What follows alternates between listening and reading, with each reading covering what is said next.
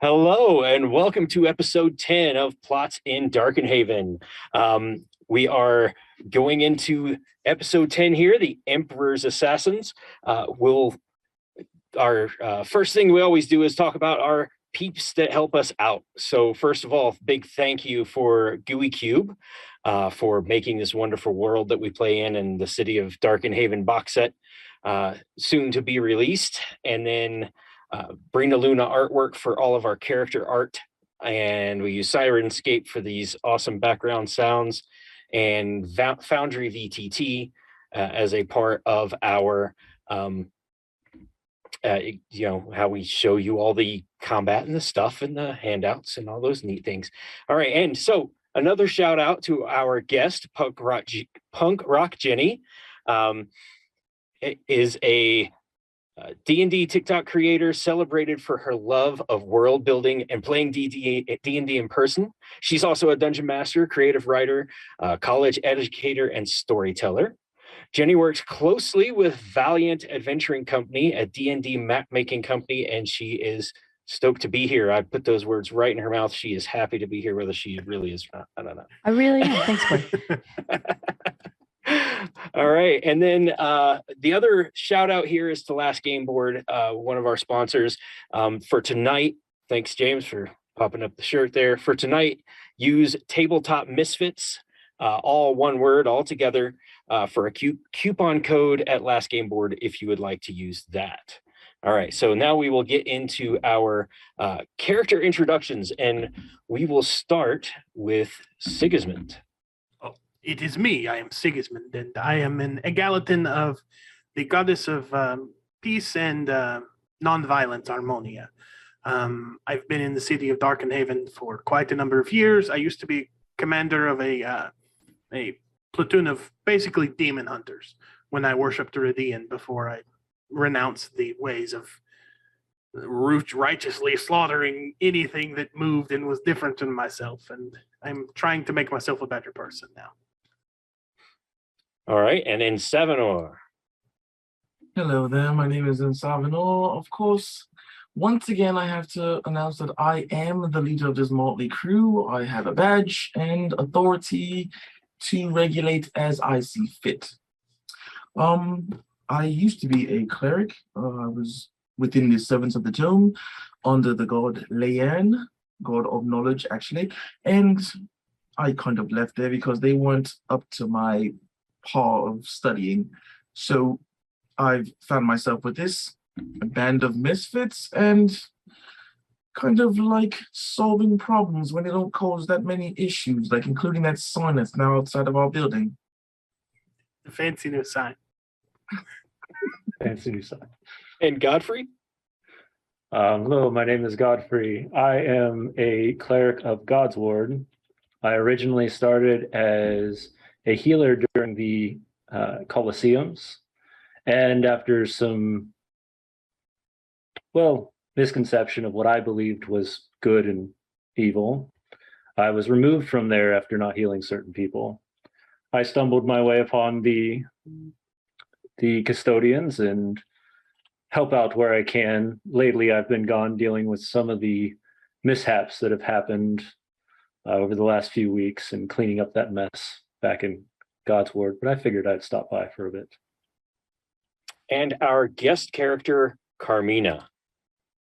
Hello, I'm Carmina, the fabulous, renowned entertainer Carmina from the Golden Leaf Arena. Well, don't tell anyone, but I haven't been in Darkenhaven too long, and I'm just looking for a little assistance as I'm looking for something unique.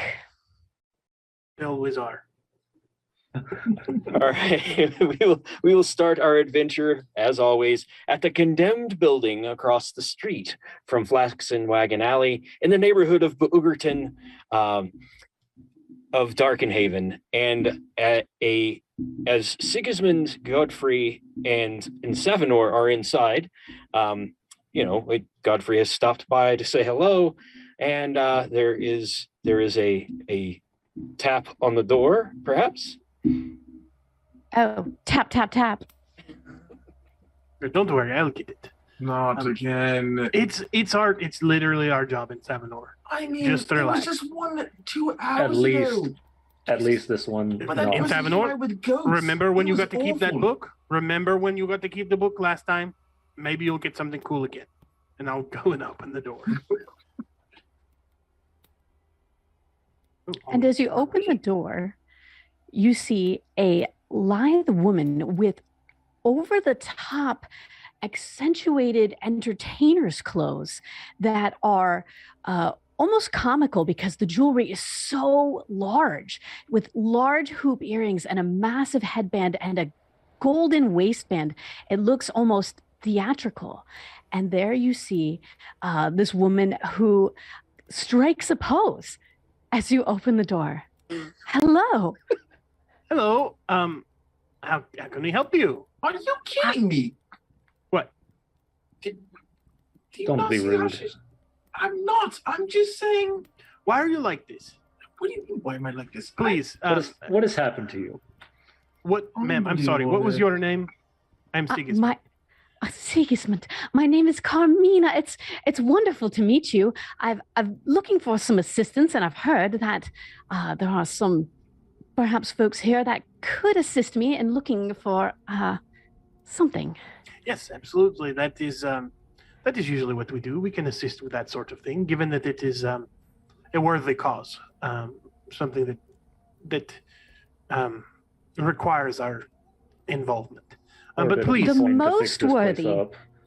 Please, come in, have a seat, and tell us what's going on. Ignoring Savanor. He's just kind of a little bit testy.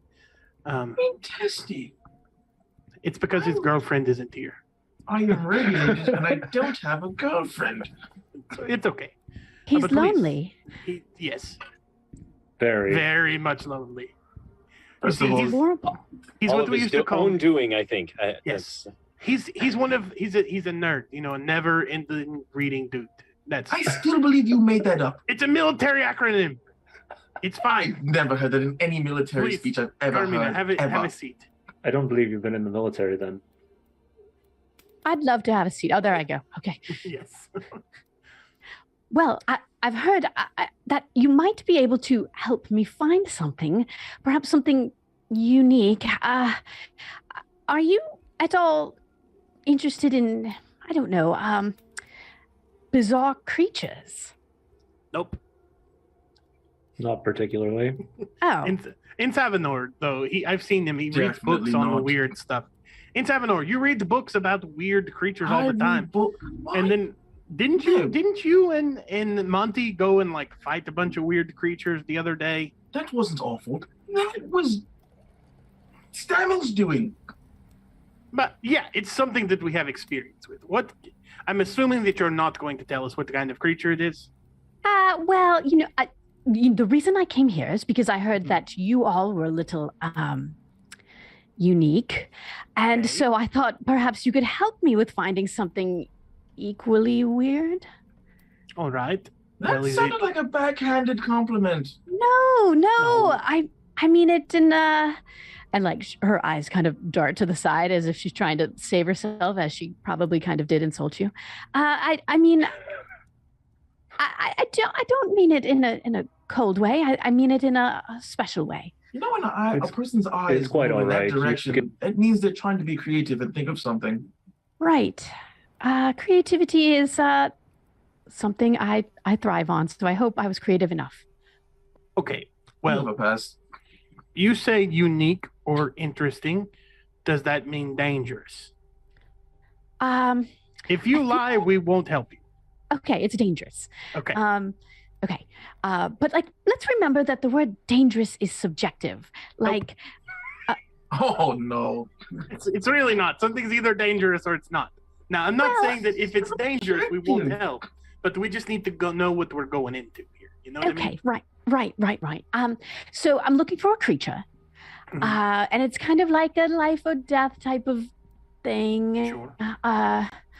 I don't know. Perhaps you've heard of this creature. Now, the creature itself may or may not be dangerous. It's just, all the other stuff that's happening could be dangerous. Anyway, the creature is called a Baku Ugon. Has anyone ever heard of such a thing? A what? Baku Ugon. You came here and said that the word dangerous is subjective, and you are Right. talking about a Bakugan. Oh, look, he knows what it is.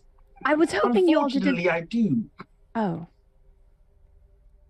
You've encountered one. Are you going to Um, explain, or are you just going to stand there and be, No, you know, I would yourself? like to just No, stand he's here. savoring it. He always savors it before he tells us. He likes knowing something that we don't know. If you all would read the spreadsheets that I spread around every week, you would have known what a Bakugan is. Okay, well, Well, I are you have just going to Really? tell us? These are the No. things you add in your spreadsheets. Like, what is the point? The point is that we wouldn't be standing here having a conversation about Bakugans if you read the spreadsheets. But I will allow our guest, with her vagueness, explain what exactly a Bakugan is. They're a mythical creature. They're very rare, highly sought after. I've only ever seen one, and I only ever saw it kind of briefly. So you start to think, Carmina, and you try to go back, and the encounter with this Bakugan was it's hard to recall, because when you fought this in the Golden Leaf Arena, something came over you, and you had this battle prowess you had never had before, and the thing you were fighting was kind of shifting, and you thought at one point you were fighting an ogre, and then the next time you thought you were fighting, with the next swing it became a dragon, and so all of this weirdness, but you have seen, the pictures that people had put together, the drawings that people put together describing it, and it's not at all what you face in this arena. But apparently you killed it, because afterwards you did see the corpse of the thing, before you had to make your leave of the Golden Leaf Arena. And what you remember seeing is it was sort of this it had kind of the legs of a tiger, but hands of a monkey, and it had this like mane like a lion, but a face and a trunk like an elephant, and then a long tail like a snake, and scales down its midriff, and it was all golden. It was like this golden thing, like it was made from golden leaf, right? And now I'm going to show the art that I have kind of cropped together via. This is not GUI Cube art. This is not representative of GUI Cube art. But after this description, hopefully you are not solely disappointed, and feel free to laugh at my interpretation of the Ba'u'ugan. Ah, damn it! I was really hoping it was just going to be a stick figure. That's actually like way better than what I thought it was going to be. That's actually this a really, is really nice, good for you. Yeah. a really nice drawing, and I was hoping it'd just be a stick figure. It looked like Trogdor, right? Yeah, that's what I was hoping. I was really hoping it was just going to be something really, really weird. All right, so that's what you remember about it, Carmina, is that this was kind of the thing that was laying at the in the sand of the arena, but that's not what you faced and not what you remember fighting. So And all right. So I describe it as such, as having all these different animal parts and being gold, but it I think it can take over your mind and shape shift, I think. So perhaps my memory doesn't serve me correctly. I only saw it once, and it didn't stay in the same form, either in my mind or in real life. I don't know.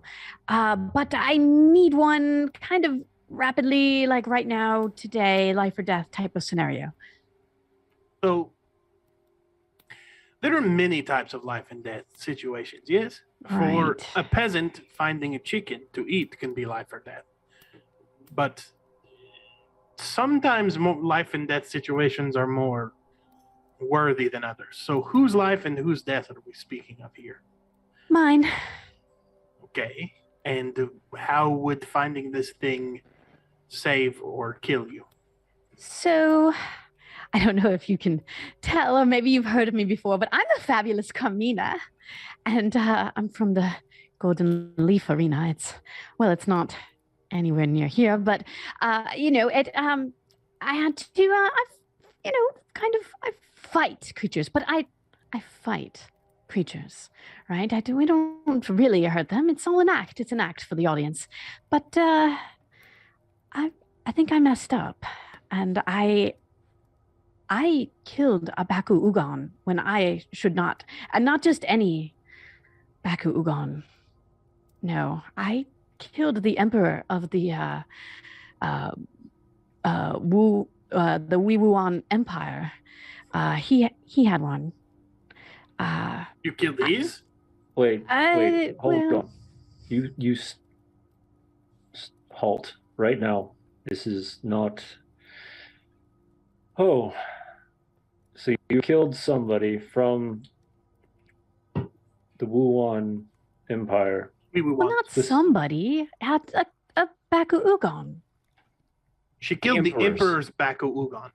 Yeah, in Right. that civilization, that counts as somebody. It sounds so. Right. But it was an accident.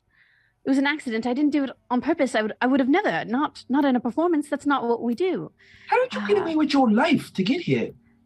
I was very, very fortunate that I did have some friends in the arena who did not share the same fate as I did, and they, in helping me, in aiding me, they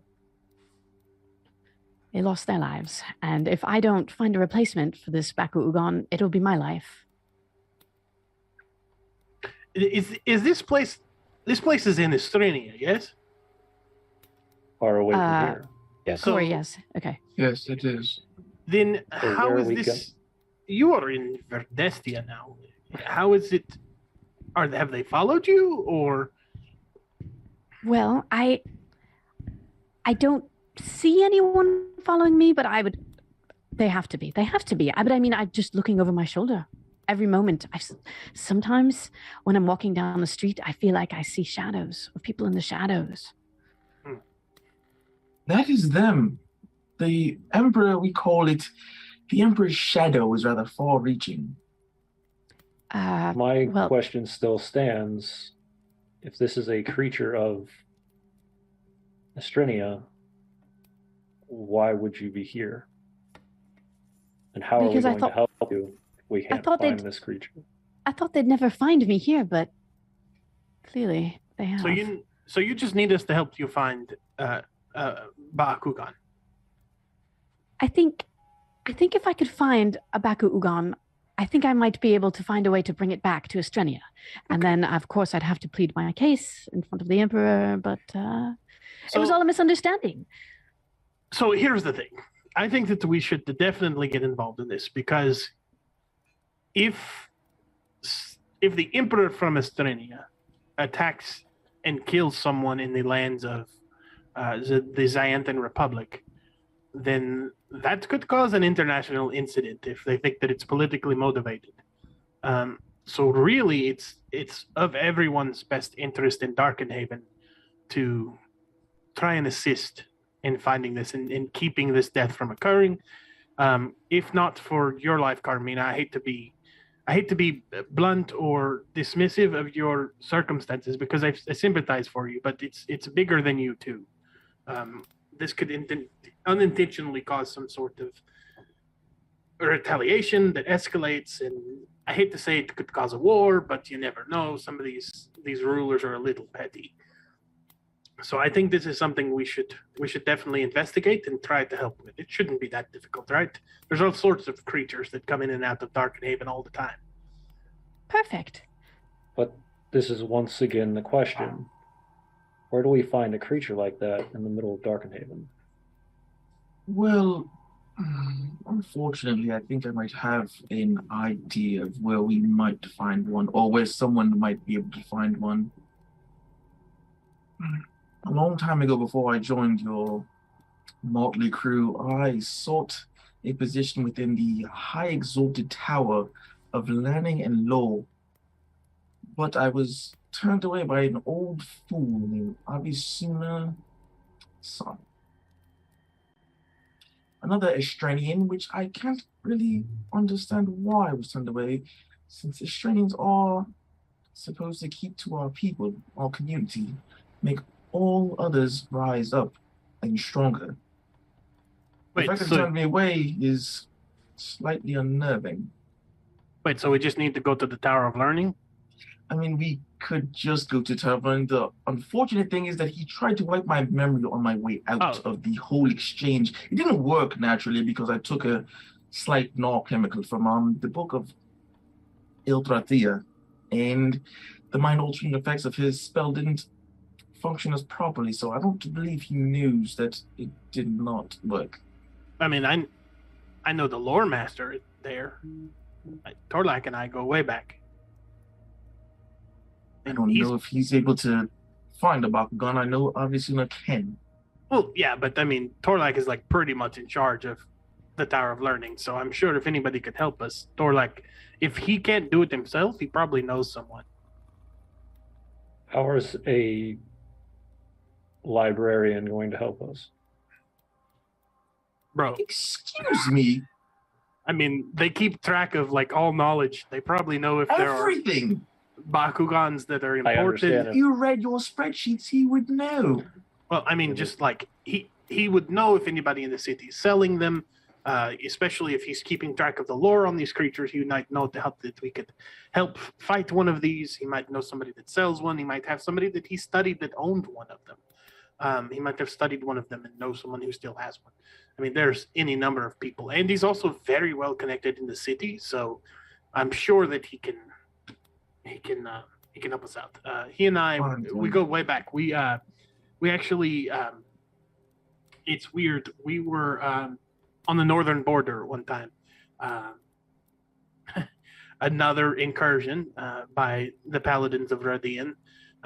We were making an incursion to the Vile Desolation there. And Torlak actually saved my life one time, which is not uncommon in war, but it's uncommon to be rescued by someone of that kind of importance.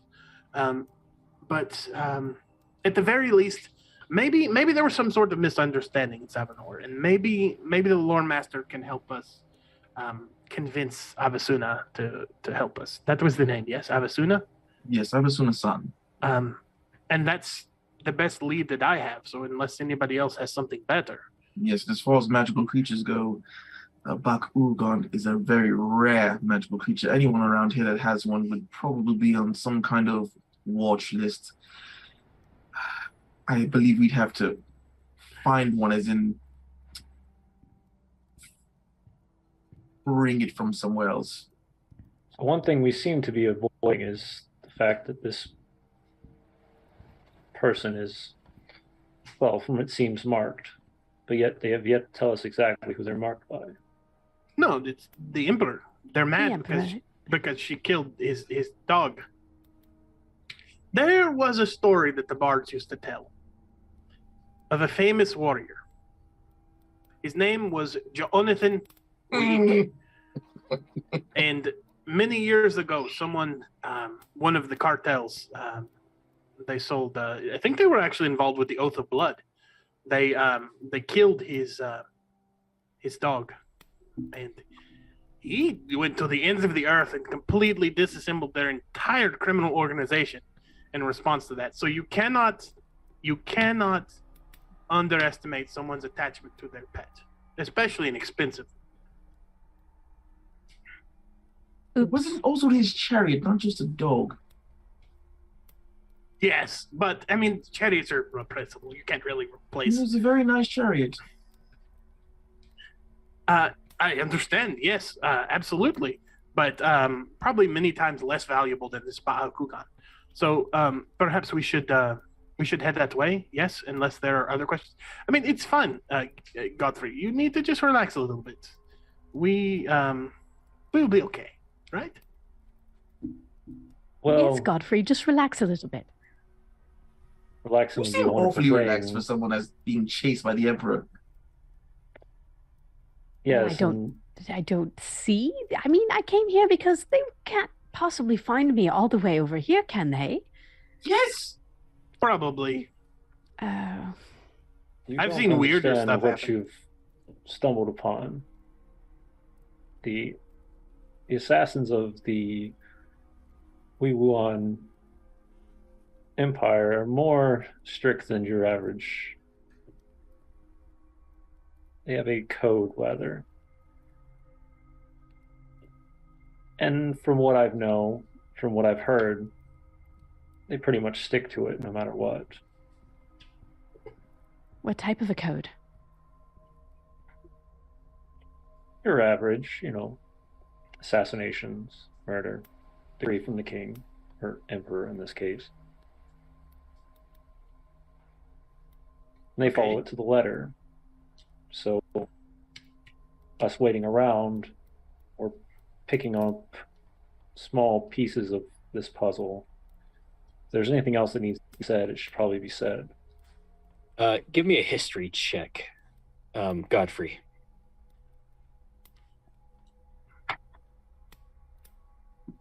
We will.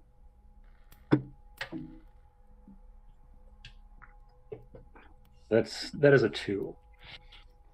Apparently, you think that these assassins wear purple plaid as to show how awesome of stealthers there are, like bright neon purple plaid, and then nobody sees them coming, even though they're wearing bright neon purple plaid. For some reason, that stuck in your head. You don't know why that is, but you're thinking, yeah, that they're so awesome at their stealth that they can wear this obnoxious purple plaid. That I feel like this is a hit on my own character.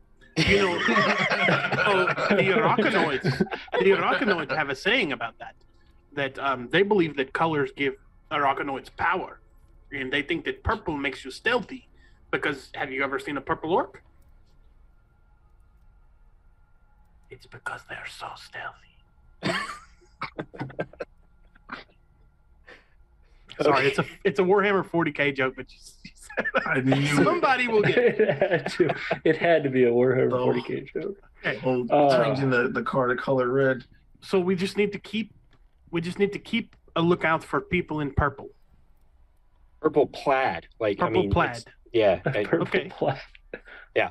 Well, that shouldn't be too hard. And that's the masters are like, what's the is it LeMay? That is like different designs. Oh, the Paisley, purple Paisley is the Purple masters. Pa- Plaid, oh, God. plaid, you're just like an apprentice. Adam Paisley. assassin. Yeah, purple Paisley is like the masters of this. Yes. They can blend into anything with that strange Concert. Of the Koga Injin assassins of the Souwiwan Empire. Yeah, that's what you got with your 2 on your roll for history. Wish I would have gotten a little higher. I could have actually understood any of that. It's great. That was awesome information. I'm so glad that we know that now and that we can utilize that for the mission. Yeah, that seriously is helpful. So do you guys make your way out into the city and head towards the Exalted Tower? Yes, absolutely. Yes. All right. So you make your way from Beugerton, this is Flaxen Wagon Alley, way over here. There is your house right about there, and you are going to basically cross the whole city, then leave the city, and only because Sigismund can probably use his knowledge of Torlak Silvermaul and his will you be able to make it onto Governor's Isle, where you make your way to the High Exalted Tower of Learning and Lore. Ooh. So this is a very prestigious building where many librarians, lore masters, some of the secrets of Darkenhaven that are hidden away by those that rule Darkenhaven and the wise lore masters who keep the lore that might cause problems hidden from everyone else. All of that is hidden here. So as you approach, you are of course stopped by some very well armored and armed guards that have the symbol of Laern on their breastplate. Can we help you? Yes, sorry. We're here to see Torlak. And does he know you're coming? He doesn't, but tell him Sigismund is here. Sigismund of Sigismund Crane is my last name. Sigismund Crane of Deep Lord. and of which lore master guild or which Just tell him God's that. ward? Just tell him that I used to serve with Radian's 13th Legion. Right. Sigismund of Radian. I will be right back. And the other guard steps in the way, and he goes. When he returns, he has a different disposition. And as he comes up to you, he goes, "What did you have a rank in the Legion?" I think that we decided that it was Commander. Commander. Was yeah. Yes. He goes, Commander Sigismund, my apologies for making you wait, sir. He looks scared. He looks a little scared at this point. Please, you and your companions, feel free to come in. Take a left at the desk there, and his office is the third one on the right. And he bows, and the other one looks in and bows, even though he doesn't really know why. And as you walk through the gate, or walk through the huge gated door, you hear them talking behind you, and the one who didn't go in goes, "Oh, that's Sigismund." And they return to their guard post, and you walk into the Tower of Lore and Learning and Lore, and into the office of Torlak Silvermaw. And he is sitting in a big chair. There are tomes on his desks. His office is lined with shelves filled with all manner of books and scrolls and scroll cases. Sigismund, how are you? It has been a long time. It has, and I'll run up and actually just hug him. Yes, it has. How's your knee? It's a little tricky still. Some of those things we don't get over. It's true, but I hear you are with Harmonia now. Yes, indeed. Some things happen, and it changes how we perceive the world and those around us. And I'm just trying to find a little peace of my own. I helped Radian and his lot find peace for many years, unsuccessful. And I figured that Harmonia will give me a better chance. Maybe redeem myself for some of the things that I've seen. Good. What brings you to Governor's Isle? Absolutely. My new friend Carmina here can give you a little bit more background. We're looking for a thing. Carmina? Well, it's very nice to meet you. I'm looking for, and perhaps you've heard of it, I'm looking for a strange creature. Not as strange as some of these fellows, but quite strange. I'm looking for something called a Baku-Ugon. Have you heard of such a thing? Baku-Ugon, yes. A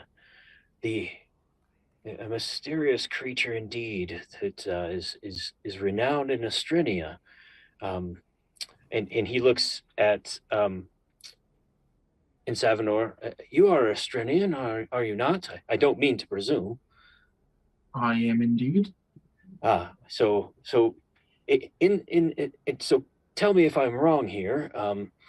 I think they are these mythical creatures. I've never seen one myself, but they do something. I've understood that some of the royalty might keep them as pets because they have this way of making people have waking dreams. They can kind of put you in a dream state, and not only are these pets for the higher class, they are also in some cases a narcotic of some sort that lets them live these waking dreams on occasion. So, but that is all I really know of them. What is your name, sir? And he looks at Savanor again. It is N. Savanor Annalisa. So, Master Elisa, please tell me if I've got any of that wrong, but I think that's a Baku Ugan. What I don't think we have any here. I mean, in Darkenhaven, I haven't seen any here. No, you are rather correct. That is a Baku Ugan. They are rather mythical creatures that usually the nobles or royalty, they try to go on these spirit walks as they take the null chemicals that these things exude. The issue is that you do not have any here, but one of your, as unfortunate as I have to say, your peers knows quite a bit about them.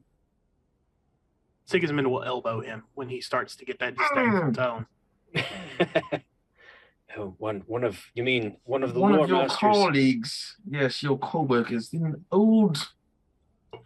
elderly gentleman, as he looks at Sigismund, an elderly gentleman named Avisuna-san. Oh yes, Avasuno probably would know more about this. He's I actually haven't seen him in months. He's kind of been down in the libraries researching, and some of us lore masters, we do get into those mindsets where we're cataloging and putting things in order and trying to pull from the lore facts and mysteries unsolved. So I hope you understand. And he notices, he points to your symbol of Laern in Savanor, and he says, I perhaps you have had one of these, I would only call them a lore bender. You know, you go on this bender for lore and you just kind of lock yourself away in a library. Perhaps if you are a devout of Laern, perhaps you've experienced that. I know I have, where I've kind of read 14 tomes and realized as I've been cataloging things that a week of my life has gone. But perhaps that's what Havasuna is up to. But something like this, he may want to talk to you. Is there an urgency to this? He will not want to speak to me or the rest of us about this subject. I would need something of your authority telling him to speak to us about this. Okay, well, Past I mean, that's an odd experiences request. Usually we definitely take petitioners here at the Tower of Learning and Lore, but these are not usually urgent requests, and if I was to give you some sort of writ commanding this, that would have to be something, there would have to be a reason for me to do this other than just I'm a friend of Sigismund. I think what my scholarly friend is trying to say is that this could potentially be dangerous for our friend here. Dangerous? How so? He seems to have killed one of these creatures. It was an accident. You don't say it like that. That's not how it was. Or like, she killed the emperor of Wawuwan. Wawuwan. Sorry, it's not my first language. We won. We won. She killed the emperor of Weewan's Bakugan. It was an accident. And now he has sent assassins to kill her here in Darkenhaven. Now, as you potentially, as you can imagine, if a foreign power made a hit on someone inside the Republic, it would, of a matter of course, become more interesting to the powers that be and potentially cause more upset than it potentially should. And thus you have taken her under your wing, Sigismund, I see. Oh, no, I don't take people under my wing anymore. I'm just lending a hand. Trying to help people find a little piece of their own, yes? Yes, okay. Well, that being the case, I can definitely give you a writ, which, other than asking him for a little bit of his time, I think that's acceptable. and his help in what he knows about the Baku Ugan. In this explanation, Carmina, you now kind of realize what had happened to you in the Golden Leaf Arena.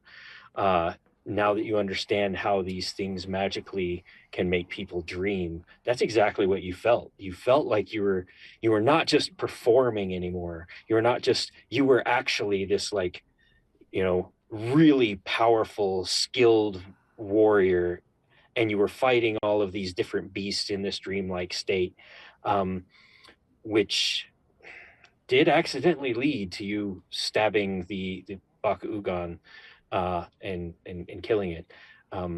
Might have been a lucky blow, who knows? But you now know what came over you. And I'm horribly embarrassed about it. The creature that connected you to this dream state, you killed while you were in the dream state.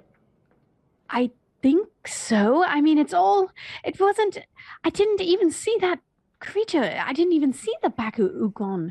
Once I was in that state, it was everything but. It was a fierce monster that was trying to kill me, and it's all such a blur, and it's also confusing, and I can't believe this has happened to me.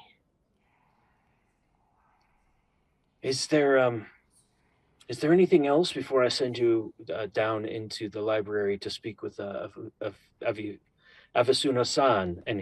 And he's saying this as he's kind of writing something on a piece of paper, and then he takes a seal and puts some wax and basically puts his stamp on a piece of parchment and hands it to Insavinor. So, Corey, you know how in military men there's codes like FUBAR, that kind of stuff, right? Mm-hmm. Nerd, never-ending reading dude. Is there like a military like code for like someone who's just kind of a shit stirrer and causes problems that I can be like, yeah, Torlak, and by the way, my friend is he's an outstanding example of a Frugendak. If you remember him. If you remember, maybe I'll think of like the name of a soldier that we knew that was kind of a little bit just, he's a good guy, but he's a little bit of an ass. Right. And so we'll call him, there was a soldier in your regiment and that was named Darvin. Yeah, Darvin. That's a good one. And Darvin, he earned the name Latrine Darvin because you had him constantly cleaning latrines and digging ditches in your war parties because he was just stirring up everything, and you just, okay, you're on the latrine duty again. Yeah, but there might be, people with that kind of magnificent energy and that kind of, persona sometimes can intimidate people like our friend here that we're going to see, Avasuna. And maybe you could just write that he should be cool. Like, you know what I mean? Yes. And he puts a PS underneath his seal, and it's in some sort of script that none of you can recognize. Although I will give Insavinor a Arcana check to see if he can figure out what has been scribbled. There's 1,000 different languages that he knows. Arcana. So while he's scribbling on this, I'm just going 16 on the die. That's a 24. Oh crap. Okay. All right. I'll tell you in a second. Go ahead, Godfrey. So yeah, while he's doing that, I'm just going to. So I have a question. It seems that our friend here is being potentially trailed by these assassins. Potentially. Potentially, correct. Right. As a man of the cloth of some sort, whichever your belief is, would you have anything the that would healing connect? powers of Elira? Elira, correct. What would you suggest for divine spells that might avert their eyes? Avert their eyes. Well, most of the things that when I think of assassins, I think that, well, most of the things that I could, scrolls or whatnot would take you seeing them, targeting them, seeing who, and then calling the divine power at your disposal upon them. Apparently, they wear a plaid purple. So they shouldn't be hard to spot. Yeah, Okay. absolutely. Well, perhaps some kind of a command from your deity could help in this situation, or perhaps a way to try and just render them unconscious, or perhaps, who knows. But you have to see them first, and well, if they're wearing plaid, that might not be too hard, but they are assassins. Why do they wear plaid, do you say? What? I don't understand this. I'm not sure, truthfully. I just thought I remember something in reading. Didn't you say it was because they wanted to show off how good they were? I don't think that is true. And he goes over and he pulls off the Pulls off the real book. Sundestian source book by Cube, and he starts flipping through. He has one of these. Torlak has a Sundestian source book. Sundestian? I thought we were talking about. I mean, I'm sorry, Estrenian. Estrenian. You might want to grab a different book. No, it's even in that book. This is common knowledge. This is common knowledge for everybody. Everybody knows about this, just not you or any of us. And he says, "Yeah, I'm showing that the Koga Ingen, where Greys, they have a tiger emblem on their basically to hold their robes together." That would make more sense. So I guess look for a tiger emblem on someone, and he puts the book back. But perhaps some sort of detection or aura of detection for their assassins, perhaps detecting chaos, detecting that evilness about them. And I can do a detect good and evil, but that can be subjective, correct? It could, and we are in Darkenhaven. You might be over alerted to a bunch of things as you walk through the streets. Maybe the command will work. Perhaps. But here, at any rate, I have, and he pulls 3 scrolls off. He goes, I do have a detection of evil. I have a detection of law, or those who are lawful, and a detection of neutrality. Which of these do you think you would fit the bill here? Suggesting they have evil, this but strict they could code, be correct? lawful. They have a code, yes. I would go with law. Anyone that follows a code is quite lawful, I would assume. Depending on where we go, though, lawful could be very strenuous. There's nothing lawful here. Here we go. Here we have had this debate so many times, Godfrey, and we're going to do it again. Lawful does not mean that you follow the letter of anyone's law necessarily. Lawful is you follow the beliefs that you hold to be true, or a personal code. Correct. For instance, I consider myself to be lawful, but others might not. I would believe that. Torlak hands you the scroll of detect law, and says, if you perhaps this will last a good few hours. So as you travel the city with the Lady Carmina here. Do you mind, since we have Carmina Estrenian? You're not the fabulous Carmina, or the frivolous Carmina?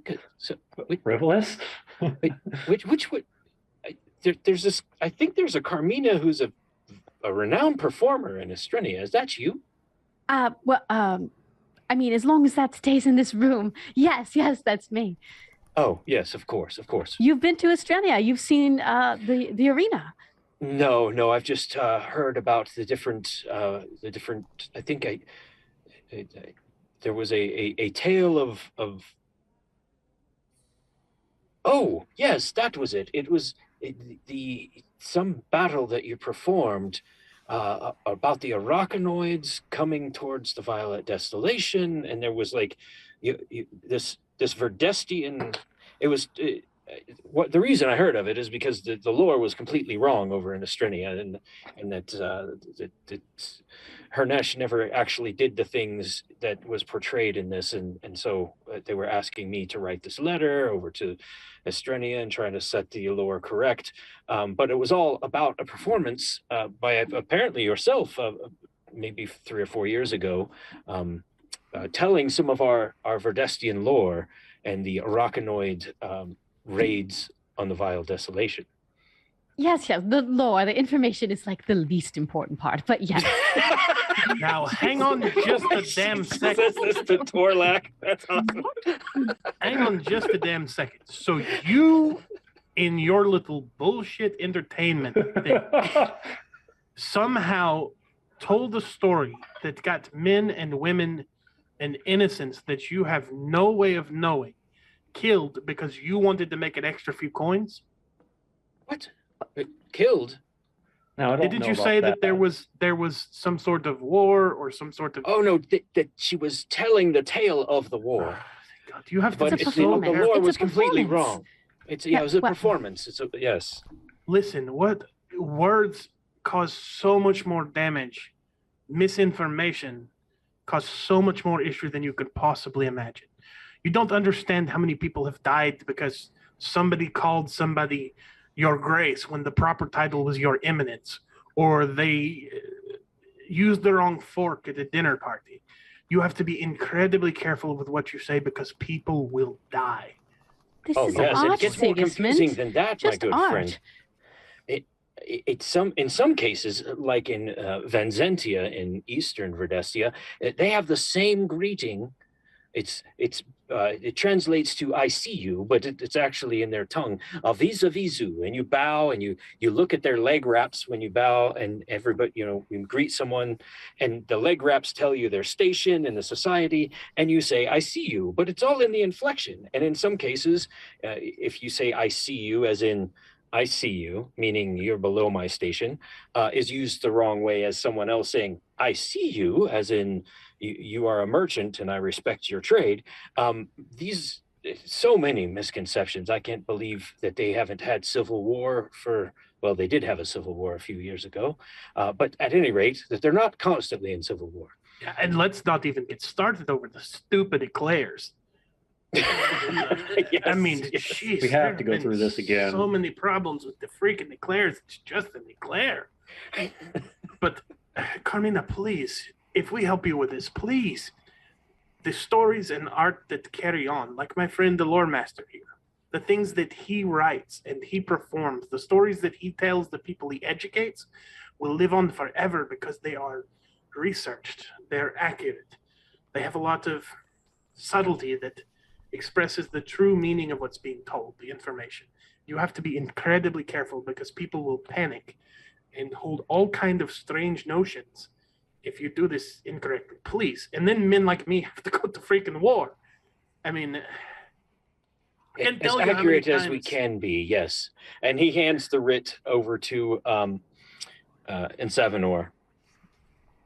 Now, Torlak, you say that we've now And he hands you decided the that scroll of detect law. and he's going to take the scroll and he's going to look at Torlak and be very stern with him. Torlak, you understand now that what we're up against. Do you mind if I take the scroll of detect evil as well? Oh, of course, here. He takes Now, well, I would suggest putting that on someone else. Having both in your head at the same time might be overwhelming. And correct. I'll as make you sure pass that thousands of Sigismund- people as in the street of Darkenhaven. I can trust Sigismund's lawful nature. Not much with the old spells. But I'll You can give it read a a- shot. You can read a scroll, can't you? Yeah, I mean, if I got my cheaters on, let me see. And he'll like feel around and pull out like a little mirror. Find out. You gotta find the reading glasses. All right, that's better. Well, Torlak, we've taken enough of your time. We really must be on our way. But we appreciate everything that you do for us. The Evasuna should be down the stairs if you just go out of my office to the end of the hall, down 3 floors into the library.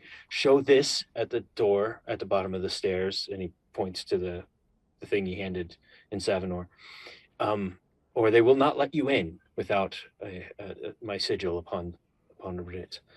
And then, yes, I hope he can help you. And Torlak, it would be a great honor if you, Torlak, Crazy Ren, would someday come down to the condemned building in Boogerton and maybe hang out for a bit and see if anything interesting happens. You want Torlak to a lot of Silvermoon. importance to that hellhole. But anyway, we appreciate it. Carmina, don't worry. We've got you. It's all going to be okay now. We know who we need to talk to. It's going to be fine. Thank goodness. Okay, everything's fine. All right. Why, tell me, Carmina, why are you so nervous? You seem to have a reputation for being fighting the gladiator animals and doing all that stuff. Why are you so nervous about this? It's just a few assassins. You misunderstand me. I'm not a fighter. I'm a performer. I'm an artiste, Sigismund. So don't you confuse me for a fighter. That's just a show. It's not real. It's like professional wrestling. There's no real injuries, or at least that's the goal. I understand. First of all, that is disrespectful. It's an art, is all I'm saying. It's an athletic art. Rather strenuous exercises. So this is where in Savanor I everybody exercise very realizes strenuously. Oh shit!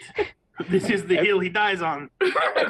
everybody thinks in Savanor, and Savanor now tries to explain that professional wrestling is real. Like they're actual. They are. No, I'm just.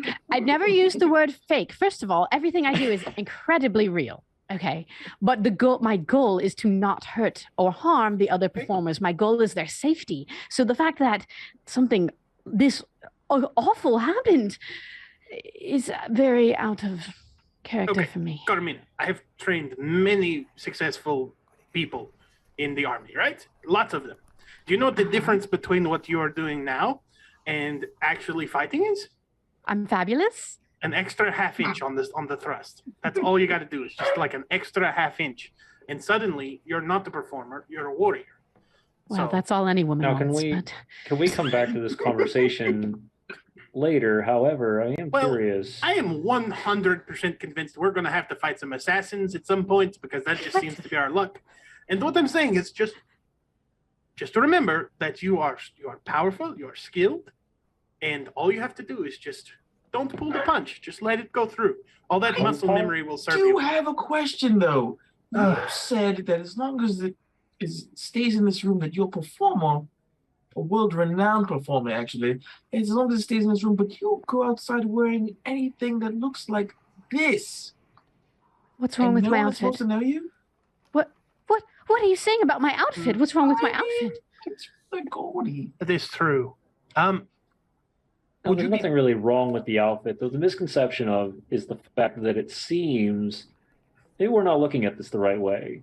Like you're What is it about if she is being? No, I think that's what he's talking about. She's really easily recognizable with all the jewelry and stuff. Quite. Here, maybe put this on, and I'll like take my overcoat off and like hand it to you. Just cover it up for a little bit. I smell the overcoat. What does it smell like? It's clean. Sigismund is Very clean. Very clean. He's been in the military forever. If everybody's not washing their butts, it's a very stinky place in a war camp. So Sigismund is like always clean, like clean shaven. But he is rather big. So Yes. It's a little the drippy. overcoat is. It's a little. I get lost in the overcoat, Yeah. and I am just an overcoat and a head. Yeah. And it's still a little ostentatious. It's black with like a furred collar and like all these gold runes on the edges, but it's a lot more. With the hair, if it just droops down over it, she yeah. But it's a lot it. more subdued. And maybe even cover some of your hair a little bit with that ruff that's kind of around it. But that will keep you maybe a little bit more like. And you also have the rank of commander on your overcoat, so that yeah, dude. Fancy. Yeah, but and when he takes his coat off, he's just he's got like a short sleeve chainmail shirt on, and he's just like guns, just like old man like guns underneath there. Do I look like I fit in Darkenhaven? Sure. I mean, No. everybody fits in Darkenhaven. Maybe not the Boogerton, but it'll be a lot less noticeable if you're wearing this than the description that I'm sure they have. Well, it's not as fabulous, but it is what It's it is. not. Sorry. And I appreciate your help. I'm not the man for fabulous dressing. But And you- yet there's Godfrey standing in like multicolored outfit from head to toe, purple hair and jewels all over him. So you make your way down to the library. You show your writ to the guards at the door. They let you on in. And you kind of wander through the library until you find Avasuna-san. And he's sitting cross-legged on the floor between two shelves, and he's got like 5 books around him. And he as you walk up, he's putting one down, picking another up, and then writing some notes onto a piece of parchment. So real quick, as a cursory glance, I've seen a lot of necromancy stuff, and I'm in like demon summoning, and so I'm always, when I see like some sort of researcher or wizard or something just frantically reading books, I'm looking for like necromancy stuff or like No, none of that, right? No, he's got these triangles, actually drawings of little pyramids, and he has labeled one earth, and he has another one that he has labeled with a symbol that means fire, and basically he has these different pyramid looking shapes drawn on parchment, and then he's kind of labeled them with different elemental symbols, and then you see one that he has drawn at the bottom of this page of other things that he's kind of pulled from these books, and it looks like he takes these 4-sided pyramids and has drawn them together so that they fit together into this 20-sided shape. But there's like an element of fire, an element of earth, element of water, another fire, another water, and he's kind of drawn this weird thing, this 20-sided thing with different elemental emblems all over it. Now, Okay, does this so- man have a bag by him or whatnot? No. Well, he has like his coin purse on him, but that's about it. Oh, So okay. for those of you in chat, there's like 7 or 8 nerds on the planet who know what Corey is describing about now. But for those that do wrong,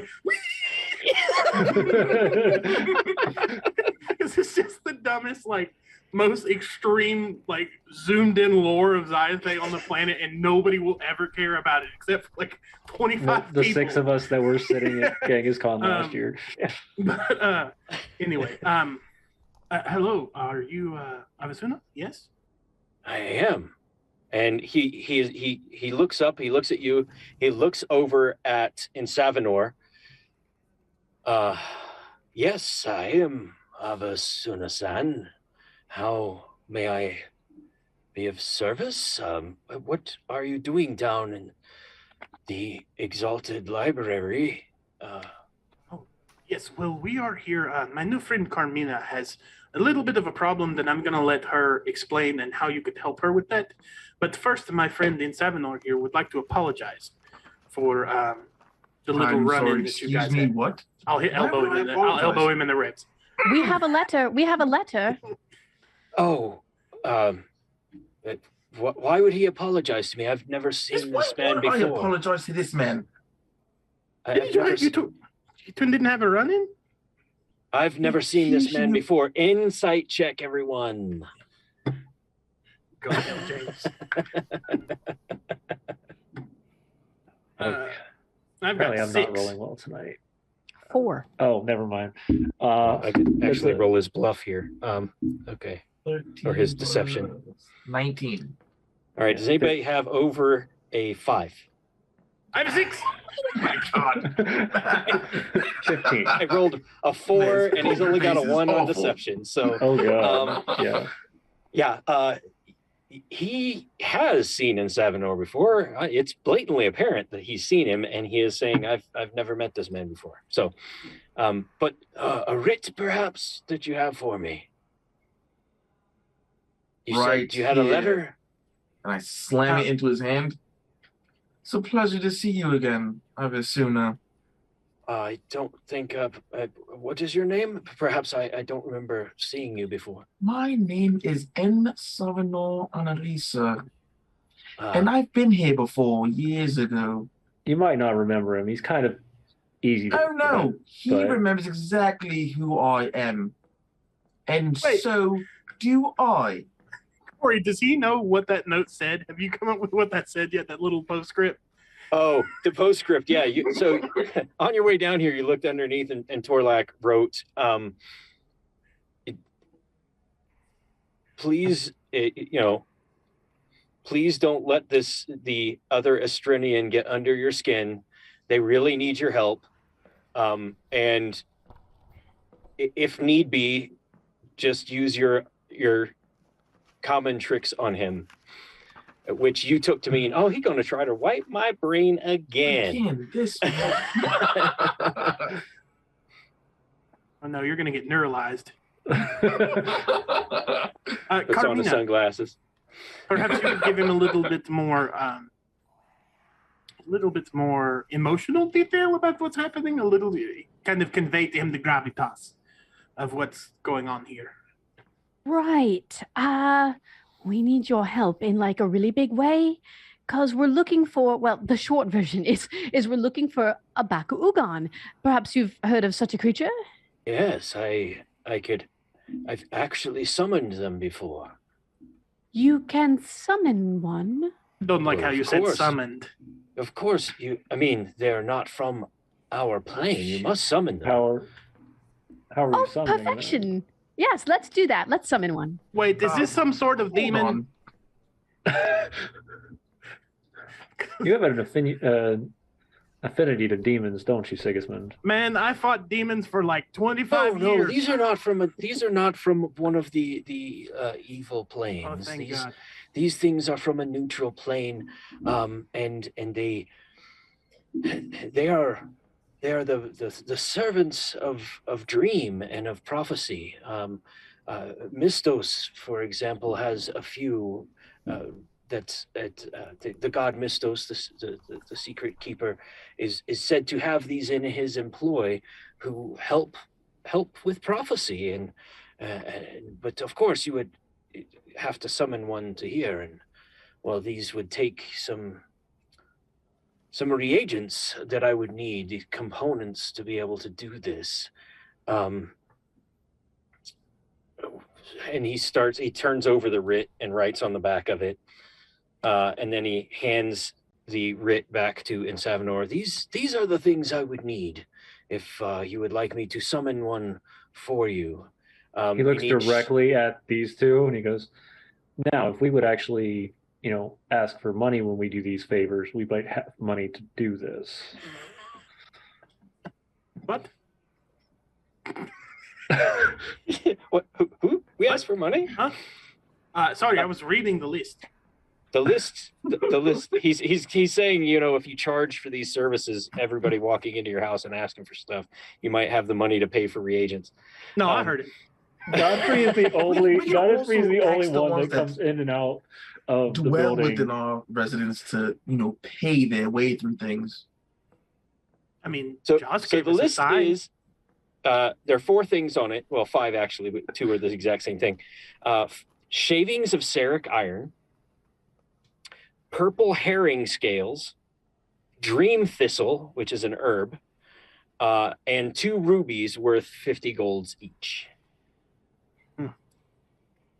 This is the list he says, and of course, I will need to be near the water, so perhaps I can meet you in Riverside Commons to do the conjuration. Once we can meet there, perhaps. What I was going to ask what time it is of the day, and now I recall I don't know what week or month it is. I've been down here with these elimics and studying all these alims, and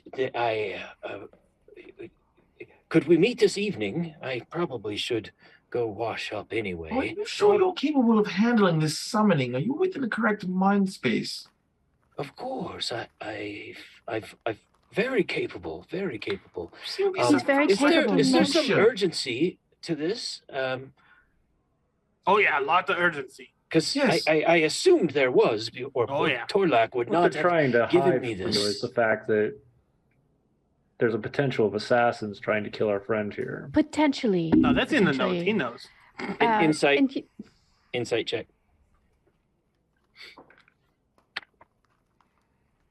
Oh. 19. Ooh, 10. 11. 15. All right. So Godfrey and Sigismund, you're able to catch when Godfrey says, yes, there are some assassins, and she says potentially, a kind of flash of fear in his eyes, and then he composes himself and says, yes, then perhaps we should get this underway as soon as possible. Why Abaku Ugan? Well, you see, perhaps you've heard of, the emperor of the So'u Wuan, right? Yes. She Emperor killed it. Empire. Right, okay. Not the emperor. Well, I killed his Well, you back in killed Ugan. the creature. Okay, you keep saying killed, but I feel like we need to preface it with accidentally killed. It wasn't my fault that it got killed. Was the But creature it's still dead, You right? wish to Looked at it. remedy, I see. We Very well. just need to replace it. Then let us meet this evening at the Riverside Commons, and I will conjure one, bind it to you, and you may take it to him. And I will give you the binding words so that you may bind it to him, and hopefully you can plead your case to the Emperor. He Is he doesn't. Estrenian? Yes. He doesn't seem too confident that this plan of yours will work, but he does say he will help. This will be so easy. I will, as we're are we leaving now? You guys satisfied here to head out? We have to Oh, go yeah, I get know these what we items. have quite a- We have quite a list. As we're leaving, I will turn and attempt to crush this man's shoulder when I put my hand on his shoulder and be like, and just so you know, we are doing this to benefit the Emperor of Wu Wiwan. The Wu we And, want. And if anyone should attempt to do something that would put my new friend in danger, like reveal where me and my new friend Carmina are going, then certainly something untoward would happen to them. And I'd like to use Emissary of Peace to try. I don't think that really applies to intimidate, but I'm trying to intimidate this guy. Ooh. All right, give me roll intimidate at advantage. It's a 17. Yes, you see him. He looks at you. He goes, "That is understood," and he looks very scared. He looks very scared at this point, and you're sure that he has understood exactly what you're saying, and yeah. All right, well, let's go get these ingredients. Yes. I might have an idea of where we could find a couple of these things. Anybody got a lead on the fish skin? I have been contacting an alchemical shop not far from here. Well, it is in Cobblestone, so it's a bit of a walk, but I'm we can get just this trying.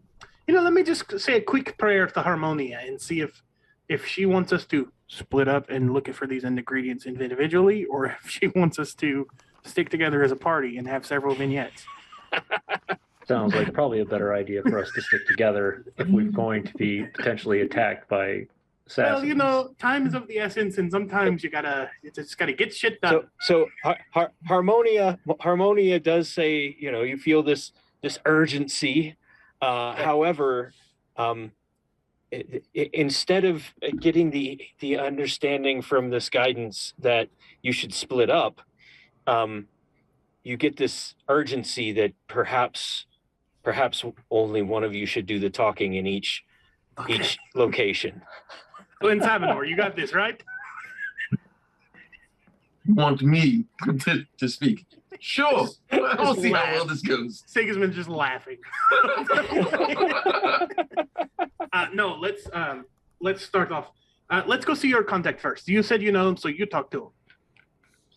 And then we can stop down at Fishertown, where hopefully we can find the pickled herring. We can negotiate these items, and do you know how Stamond is when he hasn't shot anything all day? Okay. Much worse. Much more stubborn. Your charismatic nature might help you more. Okay, I mean, I don't know the guy, but all right. I mean, we're just going to give him money for what we want. Yeah, we it doesn't always work that way. Yeah, I have money.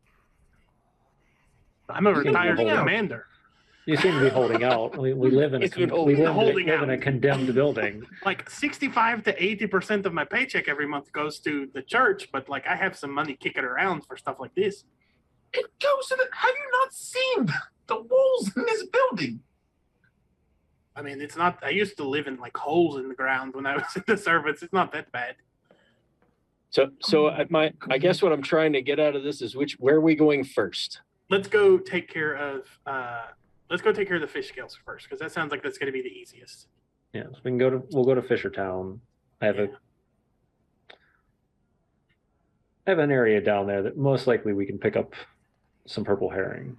All right, so you make your way to Fishertown, which is as you cross over the bridge and go back, you realize you don't have to really go into the walls of Darkenhaven. You kind of follow the walls up to Fishertown, which is along the river, and you visit the pickling plant. And as you go in, there is one of the guards. He's not really a guard. He's more of a tour guide.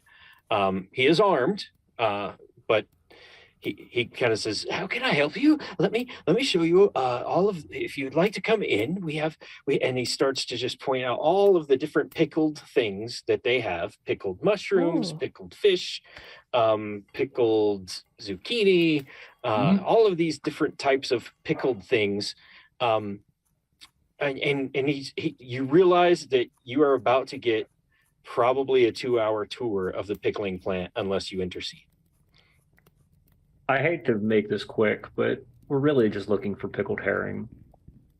Oh, we've been pickling herring. Actually, we've been pickling purple herring here for the last few days. Do you have any purple pickled herring that's scales? Scales? Oh, yeah. Well, I mean, it points to where there are people pickling purple herring over in their scales and stuff. If they've been kind of, cutting the skins off and pickling the fish. Is this what we're looking for? And he looks at Sigismund and Savinor. Yeah, I mean, Paul, the purple herring pickler purveyor, seems to know. I mean, he probably knows his stuff. I mean, are the scales like trash? You guys throw that stuff out, right? We can just have some of those. Good Lord, I'll give him a gold. Of course. Well, wow. I mean, yes, take as much as those. Thank you. Pickled purple. The purple pickled herring. Yeah. Yes. That's not.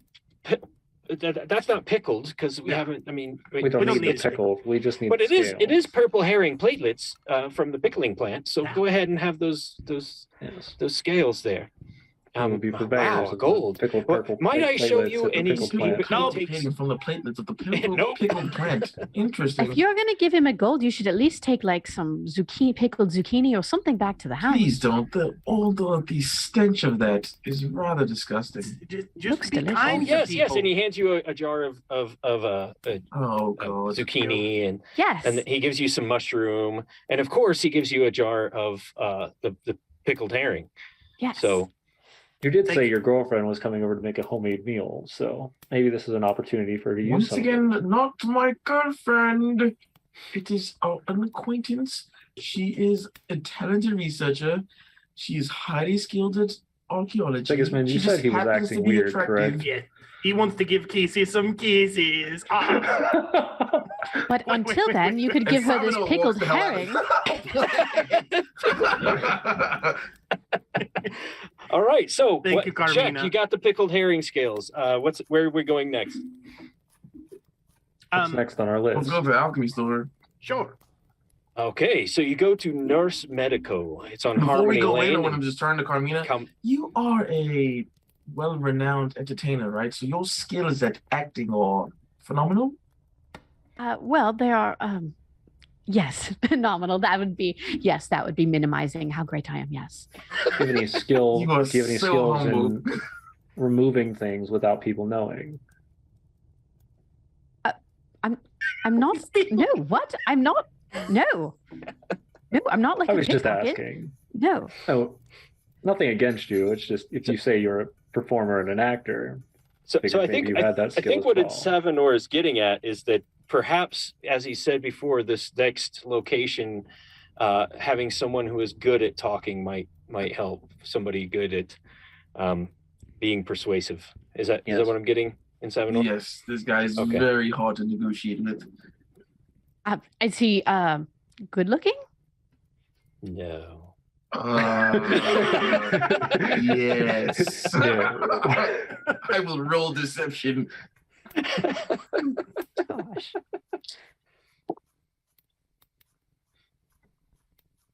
That should be good. I like God. All right. You're like an actor, and I don't know you really. You're an actor and a performer. You steal, right? Oh, Exactly. that was horrible. That hurt my feelings, Godfrey.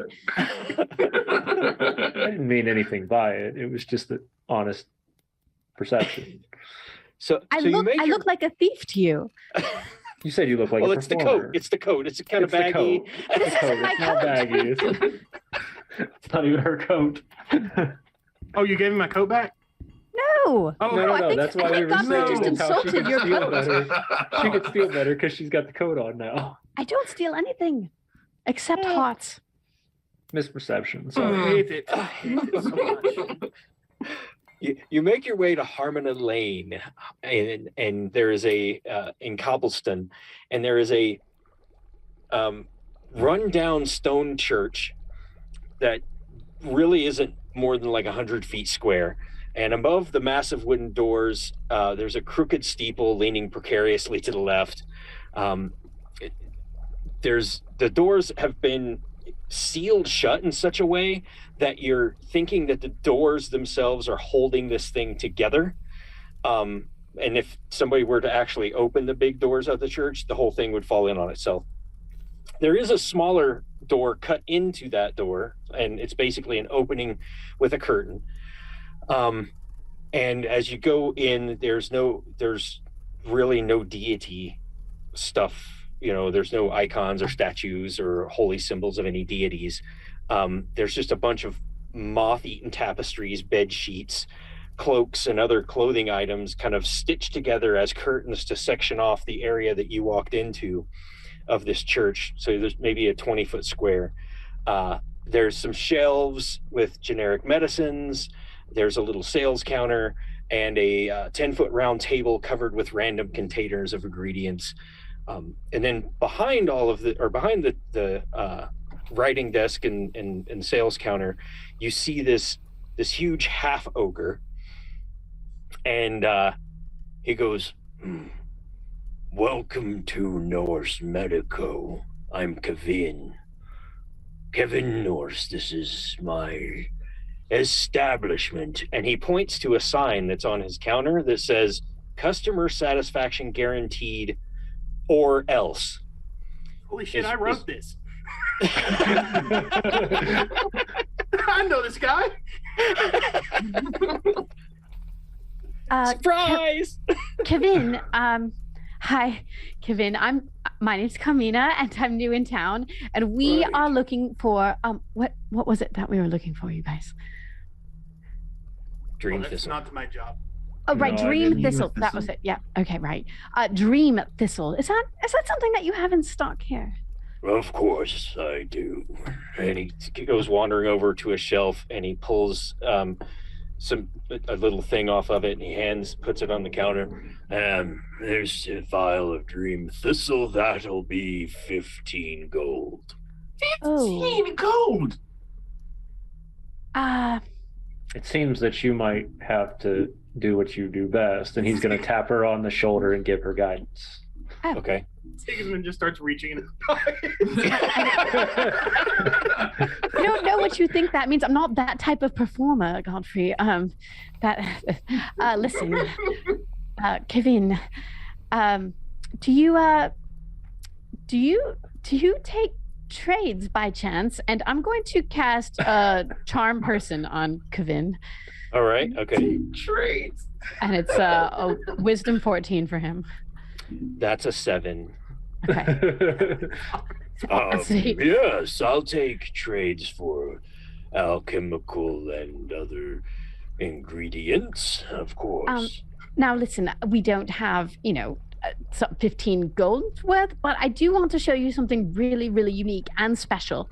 And I'm going to put the pickled herring and the pickled mushrooms and the pickled zucchini on the counter. Oh, well, wow. He picks up the pickled herring and he goes, "Whoa, I could really, this itself is very good. I mean, a man like you could really use stuff like this. Well, and I could sell this goober sash for at least 50 golds. Goober sash, right? Yes, this guy, and Haxton's leaf." And you're like, no, that's herring. No, that and sounds those are about mushrooms. And then you pick up the vial that he's like put on the counter. It's obviously oregano. Like, it is obviously oregano. There's no dream thistle in there. And he goes, "Yes, this is a good deal. On the house, we'll just trade." And Kevin, how do we know this is dream thistle? That's dream thistle. I'm the owner of Norse Medico. I am an alchemist. Alchemist, and I know my herbs. I know all components, and that is in Savanor. Give me a perception check. Dude, this guy is messed up. I wrote this. There's some messed up stuff going on here. Oh my god. Perception check is a dirty 20. Oh, you actually see some dream thistle on a shelf, and it's kind of it's in a little clear glass box, and there's it's full of dream thistle. What is that on that shelf right there?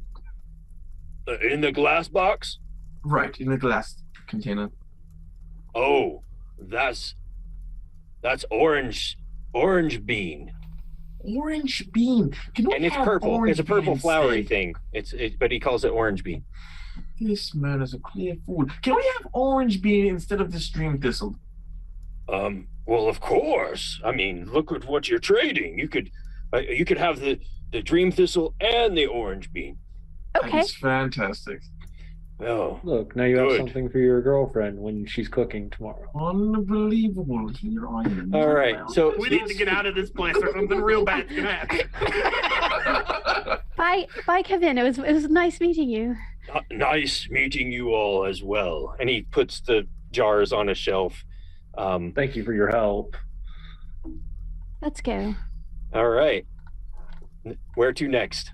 I actually have a really good hookup for the Cedric Iron. We can go see Remo. Remo at Clydestone Leathers. He actually made my coats for me. And he likes to use a lot of Cedric Iron for the buckles and stuff like that. A lot of military uniforms have that in them. So we could go see him. I'm sure we could work something out with it. I've known him for years. And that's right across from home. You can put any extra stuff, it's literally across the street from the condemned building. So you head back to Boogerton, and you walk into Clydestone's Leathers and Letters, which was once a common an inn that has been turned into this leather shop. The downstairs area is a workspace for Remo Clydestone, a dwarf who is renowned for making different leather pouches, bags, backpacks. Matter of fact, the thing is that what is it? Cut purses can't cut a Remo. Remo purse is kind of how it's And now you know why. It's because he actually makes thread out of ceramic iron and weaves that into the leather purses that he makes, which makes it very hard to cut one of these purses. You walk in, his three little dwarven girls greet you. Nora runs up. Hi, how are you? How can I help you? Welcome to Clydestone's Leathers and Letters. My father, Remo, is in the back, and my mother is upstairs doing her scribing. If I could run and get whoever that you might need. Yes, absolutely. Hello. Go ahead. Oh, hello. Can you please just speak to your father? Okay. Father, she yells. Thank you. You have a customer. And he comes stomping out of the back. He's got like little parts of his beard singed, and he's kind of doing this, and he comes walking up. Hello, how are you? Oh, Sigismund. In Savanor, how are you? I'm well. I've seen you around, but I don't recognize you right off.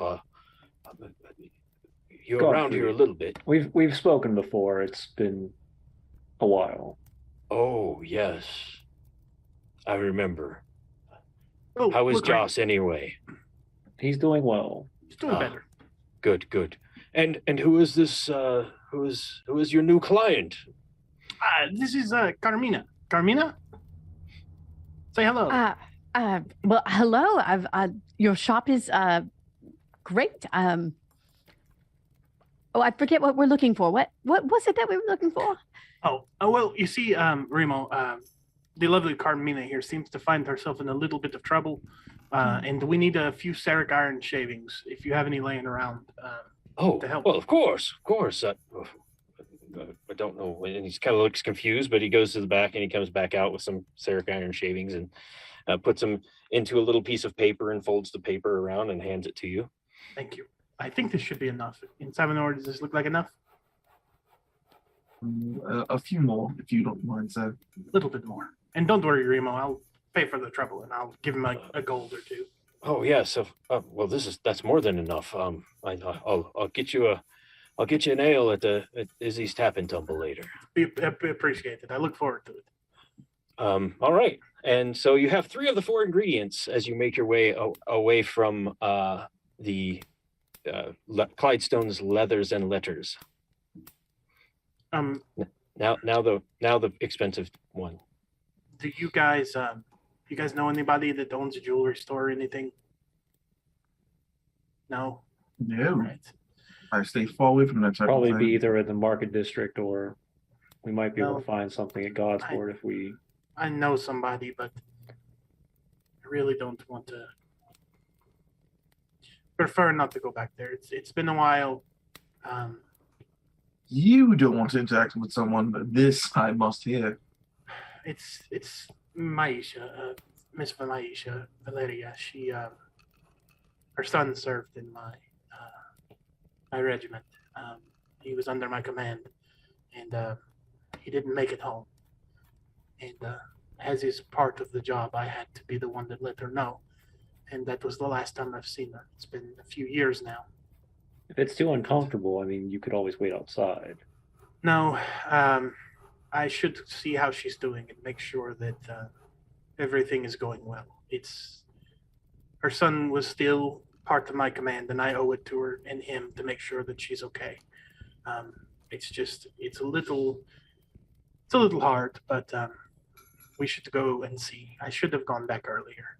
Well, we're here with you for your support, my friend. We'll never leave your side. I appreciate it, and it's okay. It's going to be tough for her, I'm sure, to see me, but it'll be okay. She's over in Middentown. We can check out their shop. She's at Valeria's Baubles and Curiosities. I'll lead the way. But it is. Keep but your nerves. She'll give us. Well, a you good got to walk price. clear back across town anyway, and up to the north to the Riverside Commons. So, kind of making our loop is what you're making a loop. is what Yeah. you're So you make your way to Valeria's Baubles Curiosities in Midtown. The aromas inside this shop assault your senses. There's like this tangy, musky, dusty smell about the place. And it's because as you walk in, you see that this shop has like a little bit of everything. To the left, there's shelves full of common and rare books. And there's glass cases with like glitter, gold, silver, gems. And then there's other like mundane items, incenses and censers and stuff that you might use in prayer. And then the back of the store, there's a curtain, and through this curtain comes a haggard woman who kind of comes out. And before we enter the shop, I will have asked, right outside the door, I'll have asked, Carmina, may I please have my coat back for a moment? Oh, of course, absolutely. And Thank I you. hand over the coat, and I am fabulous once more. And Sigismund will put the coat on, and he'll kind of like fix his mustaches a little, and make sure that his insignia are all clean, and that he looks as presentable as he can before he goes in. Now, how long did you say that the scrolls are useful for? Probably a couple hours. You probably could have had them on the whole time. If you want to. Do we know how long? Do we know how long the summoning takes? Not very long. You probably good 10 minutes, something like that. Okay, then I'll just because I know that I prefer to have the alertness beforehand. I'll pop up the scroll of detect evil. Okay. And are you going to give the detect law to Sigismund? Sigismund. Okay. All right. Well, I'll remember that those are on at this point and kind of clue you in on how those affect you as we move forward. You're going into the baubles and curiosity. She pulls, Valeria pulls back the curtain and comes walking out. She's a very haggard woman, and at first she sees Godfrey, and then goes, can I help? And then her eyes land on Sigismund. Oh, this is not a business call, is it? It is actually. How are things going, Miss Maisha? Oh, well, the crowd that I would love to attract has been hard to attract these days. A lot of people who look a lot and buy little, if you know what I mean. Understand. It is nice to see you, Sigismund, and you can tell that it's not. I know. Yes, I'm sorry, Miss Maisha. But a bit of good news. I know that I don't get to deliver that option. I'm not here to look and leave. I'm here to buy. My friends and I have need of someone finally land the heart of the great Sigismund of Radion. No, I've told you before that if Harmonia would have wished me to be married, she would have sent me someone. But you never know. Maybe she glances over. She glances over at Carmina. Oh, I'm sorry. I made an assumption. Oh no, you know me. And she's looking at all the baubles and stuff all over Carmina, and her earrings, and it as she looks at Carmina's hands, and you look at her hands, and she's got rings and stuff on, and you're wondering, how does she even wield a sword with all those rings on her hand? But she goes, I made an assumption based on the great collection that you have, my lady.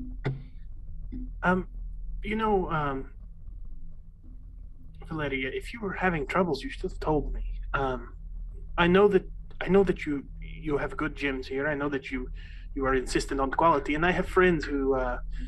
I'm a simple man. I don't need much, but I have friends who like to be a little more ornate, and maybe I can send them your way. Yes? Oh, yes, very well. That would be nice. But what can I get for you? And you can see that she's very uncomfortable, and she's not going to turn away money, but she's like trying to do her best. I'm in need of a couple of rubies if you have them around. Very well. And she brings out. She's got 5 different rubies that she brings out in this tray with some cloth laid in it. And would these meet your needs? And there are two in there that are, you don't really have an appraisal of them, but you're thinking, yeah, those two in the middle probably look like 50 gold piece rubies. How much money do I have in my pocket, Corey? Would you say? Well, you did go back by the house to Leathers and Letters, so you could have picked up. You're going to be end up spending like 100 golds worth of stuff. So, do I have access to like a couple hundred gold saved up over the years? Yes, you have that, and you know that someone in your house has spent a lot on little widgets and things that you don't. You could have asked for a loan if need be, but yes, you probably could have put some away. I will, knowing that this is where we were headed next, I will have taken as much as I have that's not going to leave me poverty stricken, and so a couple hundred maybe, and I'll say, well, that looks about. What do you think? What do you think those two are worth? Well, 50 apiece. Yeah, I think 200 is fair, and I'll just set the 200 on the table. No, I said 50. It's. You know me, I've never been very good at math. My mistake. Keep the change. Very well, Sigismund. Nice to see you again. And she kind of puts things away. And before you put everything away, my dear, may I have one of those gems? That one right all the way to the left. That nice. It's the slight yellow, slight goldish color one right there. Oh yes, of course. This is a 10 gold. 10 gold. Here you are. And I hand it over to Carmina. My friend, you're such a well-renowned performer. Yes, you can say something rather nice about what you got in this? Yes, of course, but I must say I do live, a very, very far away. You might want to give this to somebody special. And I give it back. Kisses for kisses! But Valeria, great, another one. Valeria, please don't let yourself fall into any trouble. Have you been getting Brendan's his payments? Yes. The church has been very good and very generous. Well, if it's not enough, you let me know, and I'll speak to them about increasing it, please. No, we are doing all right. Okay. Just don't let yourself. Your son was a hero, and he deserves to have his family live as a hero. Understood? Yes. I'm happy to take care of that if you'd like, Sigismund. Next time I'm in God's Word, I'll make a couple. I'll speak with. Don't rustle feathers on my account. It's okay. I'm doing just fine. Don't worry, Valeria. I'll stop begging and check on you every once in a while and see how business is doing. Okay? That would be nice. All right, my friend. Well, thank you, and please, we appreciate it. All right, and you guys make your way to Riverside Commons.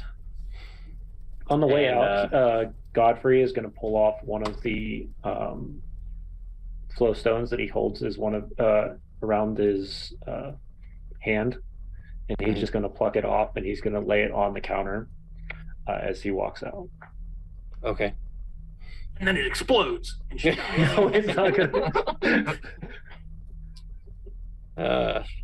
Okay, so you make your way to Riverside Commons. As you walk to Riverside Commons, Sigismund, you pass a group of guards and get this tingle that you're like, oh yes, that's Godfrey cast a spell on me, and these people are bound by law. All right, they are more lawful. I think I understand how this works. And then Godfrey, you pass a shop or a stall on your way back out of Middentown, and you get this like feeling of unease. And then you realize that this stall, this person is selling basically poisons, but they're alchemical things. He walks up. Is there somebody trying to buy the poison? No, it's just you. You just this guy has a little stall set up in Midtown, and he's not even drugs. Yeah, basically he's selling poisons of some sort. Right. Is he outside the stall or no? No, he's back behind the things with all these little canisters in front of the. I'm gonna walk by and try to just turn the sign over that said to make it say closed. Okay. He goes, wait a minute. No, sir, I am still open. Can I regale you with any of my wares? And they are very, very well made to make your evening fun, exciting, or if you just want to wipe your mind clean for the evening, I have those as well. Ooh, I walk up to the stall. No, It's not. No, we're not buying drugs right now. It's not drug o'clock. Look, I'm just looking. I don't come here often. I'm like a tourist, you know. You can come back for drug o'clock after we keep you from being assassinated. All right, I'm just looking. Gosh. Now, hold on. You did bring up a good point. Is there anything that we could use that would alter the mind of someone? Yes. He sells drugs, dude. Can we do it without having them to, well, voluntarily ingest? Yes. I also sell, and he pulls out a blowgun with a little bit of blow darts. That's cool. That could be useful. Drug administration assisters, if you need those. But he does hides it back below. Do you have something more subtle than that? And not that I would normally use something like this, but with the people that you could be potentially being hunted by, could be useful. Do you know how to use that? You're certainly on the right path, Godfrey. I mean, I do need to convince the Emperor to take this creature, after all. And oh no, I don't mean talk. I don't mean you poison. Please don't poison the Emperor. I'm just saying, I like where you're going with this idea. 3 weeks later, she's like, knock, knock. I'm back. I killed the Emperor. Another guest episode. Season 2. I was just saying, the way it would make it seem is maybe we could convince these people that are after you to go away without having to kill them. But they're potentially after me. They probably don't even know I'm here. Oh, for something like that, and he reaches below, he goes, I have this powder. That just throw it at their feet, and they will become confused. Did you say throw it at their feet? Their feet. Oh, okay. I thought you said Pete's, and this was like a penis-administered drug. And how they much have would that those. go They have those in the place where the Skunandrus are from. Please don't tell us that they have. Please don't tell us that they have those things in the books at your lower library. Cannon. Peat powder. Are those in the spreadsheets? No. Well. All right. So confusion powder basically is what he's trying to sell. That's cool. Are you going to buy it? Well, I was going to see, depending on how much it cost. 5 gold. Sigismund, do you have 5 gold? Nope. I just gave all my money away.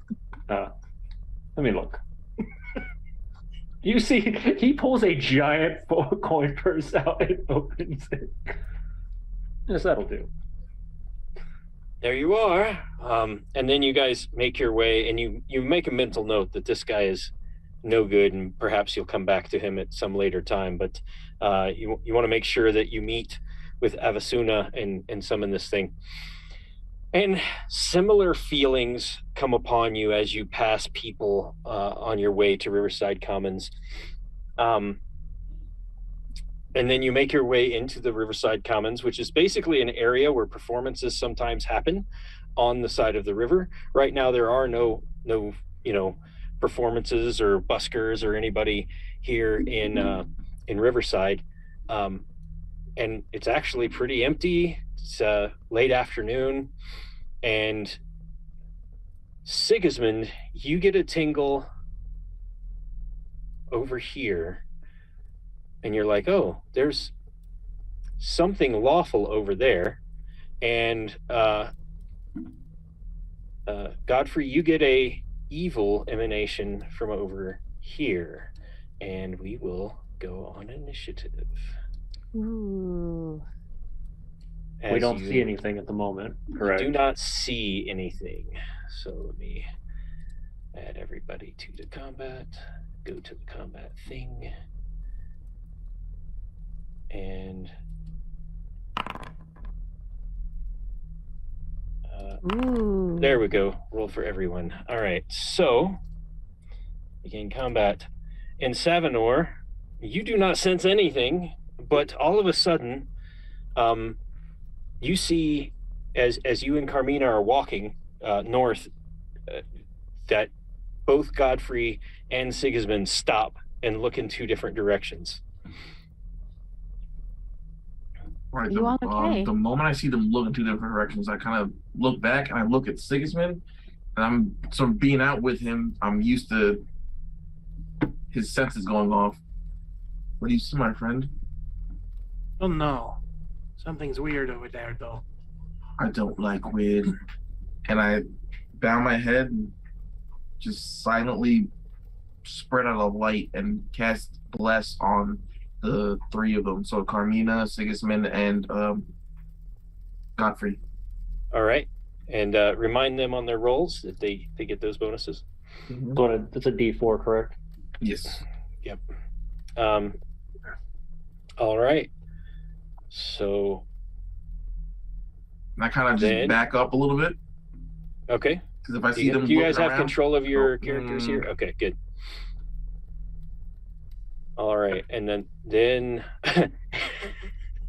you back up, leaving Carmina standing all by herself. Oh no, I didn't mean to back up. I was just making sure I could move. I was just like touching stuff to make sure I can move. Nobody said shit to me. You all just started backing up. What's going on? Oh, it's not my turn anyway. It's your turn. All right, and the and Gordy went out there as bait. Great, perfect. And then I will. There we go. Just reading stats here. Hold on just a second.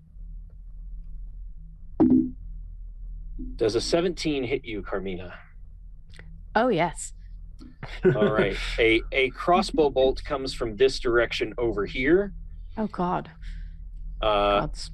Hitting you for 6 points of damage. And ow.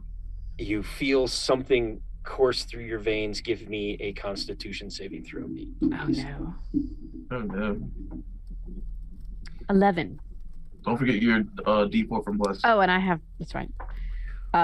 15. Hey. All right, you saved. So the poison did not run its course into you. Poison. Give me a. I'm sorry, when I said where it came from the south. Give me a perception check. And that's for everybody, because everybody heard a thwang.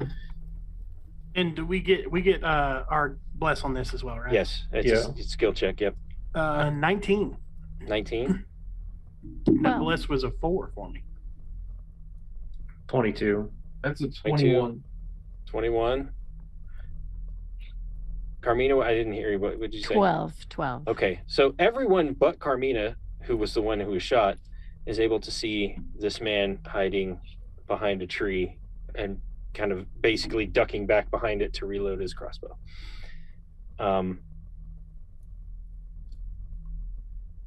And that was his turn. Carmina, your turn.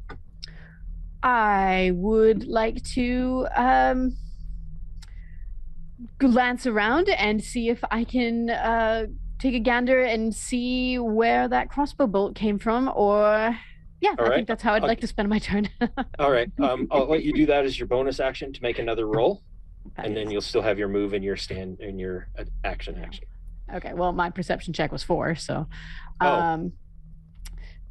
And Well, I'll give you advantage because you see all three of these guys looking in a specific direction. perfect. Can I just use my reaction and be like, there's someone right there? Yeah. Okay. 21. You see her looking around. I'll waste my reaction to let her find out where this thing's at. All right. 21, so, yes, 21. Yeah. Yeah. You point out the.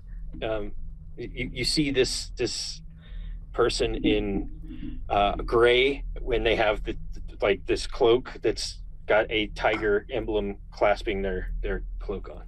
Oh gods, that resonates with me, and I cast dissonant whispers on them, and they need to make a wisdom saving throw. Oh, 20 on the die. Oh, they succeed. They succeed. They do, and that should that ends my turn. Okay. And is dissonant whispers? That is an arcane spell, right? It is. Yeah. All right. Actually, I didn't have to save. What you saw as you cast a spell is that emblem glowed for a second. Oh. The cloak that they're wearing shimmered, and then it looks like the arcane energy was absorbed into the cloak that he's wearing. Oh, that's not good. Oh, are you kidding? My whole motive. Didn't have a notice screen. Okay, I use my free action to panic a little.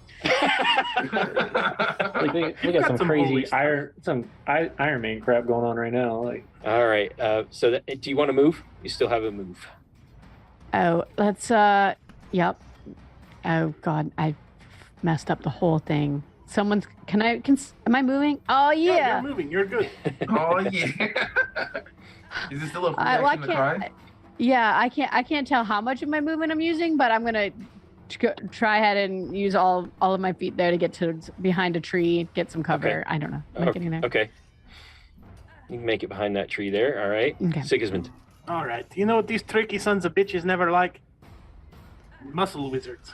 5, 15, 20. And just going to wrap up on it. Okay. Stop it, you fool. We are trying to get your precious emperor, his Byakugan, back. Not our Baku Ugon. Baku Ugon. Oh, that's real good. 19 is my because you're doing a grapple, right? Yes, I've got a Okay. 15 plus 4 plus 3. There you go. 22. You have this Taking guy this dude to the grappled, ground. Stop. and he's basically got a crossbow, and he was trying to load it, and then he was hit with a spell, and he saw his thing shimmer. He goes to drop his crossbow, but you kind of grapple him up, and he's kind of grabbed with this crossbow in kind of incapacitated, so to speak. Well, I mean, he still gets his action, but he's going to have to deal with me first. Going to have to deal with you first. Godfrey. So I still have that same weird feeling from the other end of the picture. Yes, correct? from up here. Yes.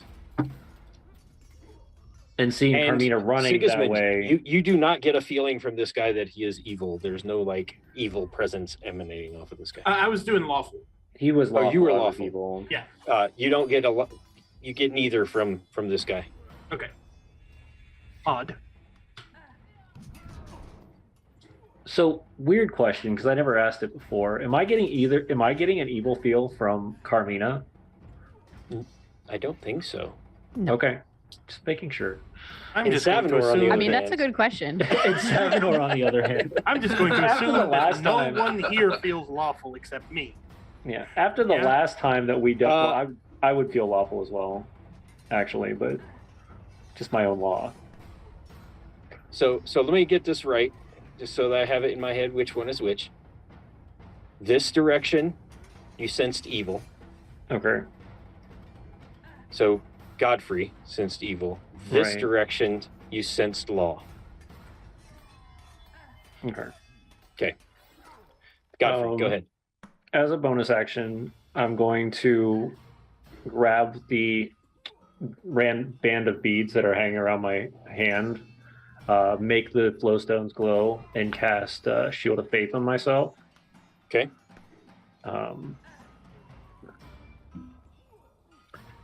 And then, as a normal action, actually, as a movement, I'm going to move up close to Carmina, having that sense that there's something wrong up this way. Okay. And I'm going to hold an action to hit it with my mace if anything something gets closes. closer to her or myself. Okay. All right. And God, I just hate when the initiative tracker just disappears because there's invisible enemies doing stuff. this guy runs out from behind the thing, behind this tree, and says, "The honor shall be mine." And you get your attack that you were saving as this assassin draws 2 short swords.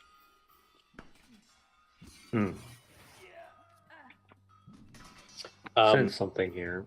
So let's find out what this does. Now, Carmina, I need a perception check, and I'll give you this at advantage because you saw Godfrey looking in that direction before this thing attacked. That's a 21. Okay, 21 hits. 17 is my perception check. And 17 keeps you from being surprised. Very good. Okay. And that's 8 points of bludgeoning damage with my 8 mace. points. The evil guy. All right. And then he does not get to sneak attack because he did not surprise you after jumping out of the trees, thanks to the scroll of law. But he does attack you twice with short swords. And crazy question. Is it undead or no? It is not. Okay. These are people, yes. Okay. So a 6 misses, and then a 13 Against who? against Carmina. I'm sorry, I thought you were attacking Godfrey and I wasn't listening. 6 misses. A 13 does not hit. Okay, so both miss. He runs out, he gets smacked, and then that takes him off his game, and he misses twice. And then we will do this again.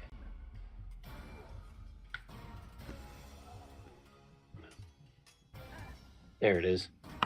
Then we roll. Ooh. Why do paladins always roll the worst initiatives? Every time. And Godfrey, you're our first this round. All right.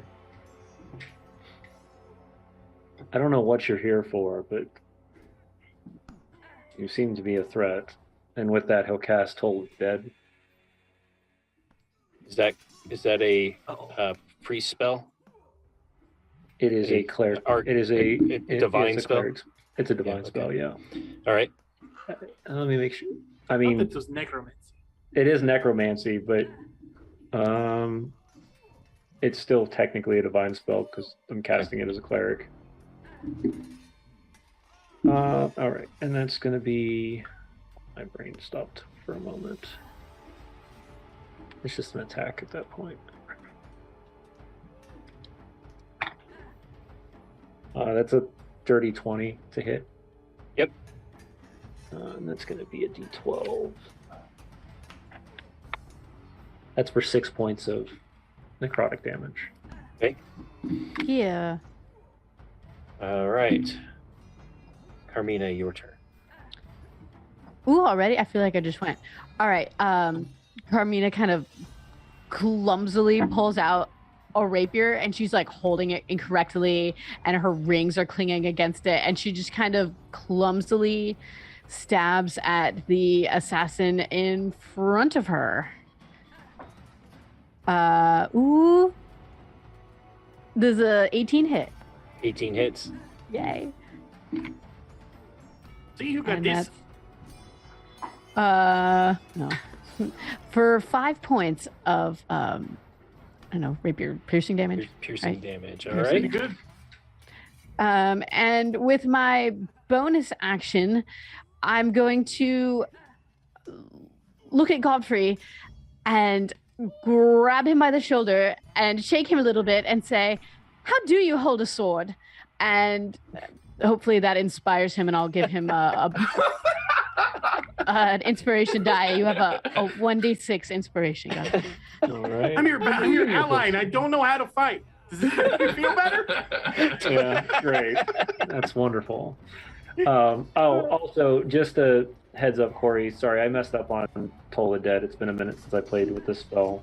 So it would have been a wisdom saving throw if you want to do that. Okay. Otherwise, we can just ignore it until next turn. No, that was an 11. I'm assuming an 11 doesn't save. It does not. 14.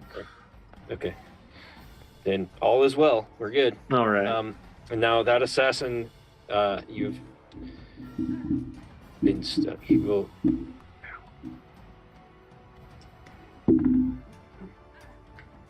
Make an attack on Carmina first, Oh no. which I can't pull this guy's gaze at all. Bumping him multiple times. I'm so actually is a pretty. crit. Whoa! So, what's the bonus here? 13 points of damage to Carmina. I am unconscious. Unconscious. Second attack goes to. Oh no. Godfrey. That's a 9. That misses. Okay. That misses. All right, and then so Carmina is down.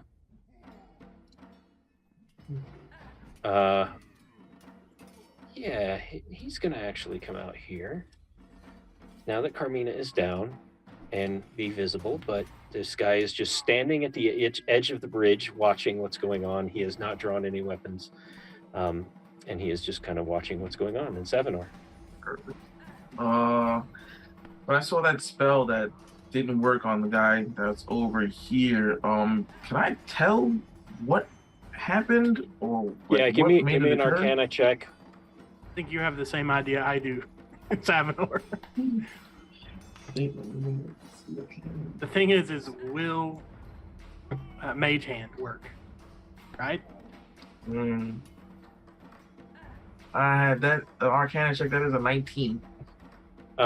You knowing what you do about how the Everflow works, this whatever is on that cloak, it cannot soak an infinite number or an infinite amount of magical energies. So it has a limit. You don't know if the next thing you cast will overcome that limit, or if. Yeah, but you do know what you know about Arcana is that there's nothing that's just going to basically take that energy and store it, and not have some sort of a limit to be able to counteract the effects of the magic. Okay. All right. The first thing I'm gonna do with my bonus action is glance up to see how Carmina and Godfrey is doing, as I can see that she's on the doing ground. well. I'm just going to. Carmina's on the ground and Godfrey's pretty much hovering as close to her as possible to protect her. How about you do your damn job, cleric, and get things together? And I cast Healing Word on Carmina. Smack the shit out of you, dude. I don't have time yet.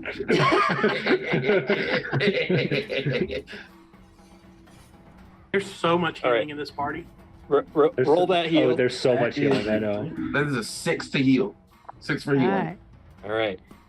And then I'm going to just scoop down here just by, I think, 5 feet. And I'm going to take out my whip. And I'm going to, this guy's restrained, right, by? I'm going to use my whip and try and nail the medallion on him. Okay. Is restrained, you get disadvantage? Yeah, you would just get a roll. His movement is 0. Okay. That is a crit. Oh! All right. Ooh. So, what would you like to do with your whip? We'll just shatter this thing. So I pull the whip and it just drops down. Oh, it's been a long time since I've used one of these.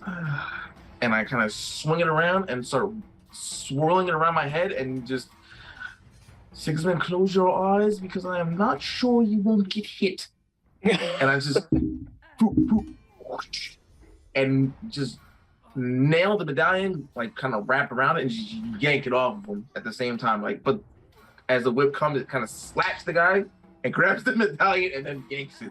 That was going to be my plan And too. the whip grabs it. It kind of drags it off and basically draws a line across his face. Give me the whip damage. Ooh, Andy and a Savinor. There we go. And Damage. I've never heard that one. and actually for Flare, Carmina, what was the spell that you cast? That's Dissonant perfect. Whispers. And what does that do? Oh God, it does several things.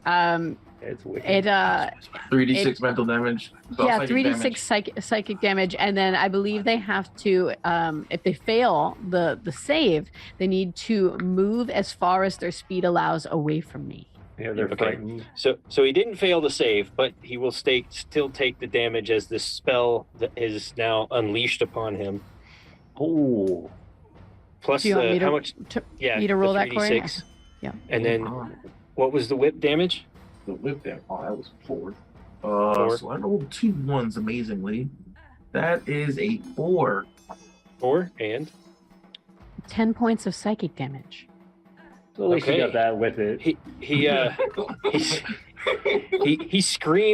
screams out loud as kind of the thing comes off and cuts across his face, and you see like magical energies come out of it, and he screams, blood curdling scream, and also his robes are now kind of hanging loosely off of him, and now it is his turn. So the first thing he's going to do is try and escape. That is a 16. That is a critical. All right. Yeah, So this guy is screwed. He is still wrapped up. He does not get an escape. However, he will try and, since he can't escape, he will try and throw his head back and headbutt you. And that is a 4 to hit. So that's a negative one there. I On the I headbutt. like to think that he still hits me, but just this like fantasy Eastern European Sigismund is just like he hits him and like it breaks his nose, but like his nose has been Yes. broken 4,000 times. He just kind of smiles. All right, Sigismund, your turn. Oh yeah. So Intimidation factor Corey, right we there. haven't had enough weird combat in a while, I feel like. So figure this out. Sigismund is going to, as he's like maneuvering behind, I'm assuming because that whip was grabbed, Sigismund is just going to like try and power bomb this man.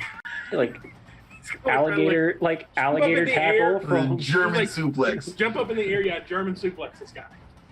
And I think Corey's frozen. Oh no. Oh, no.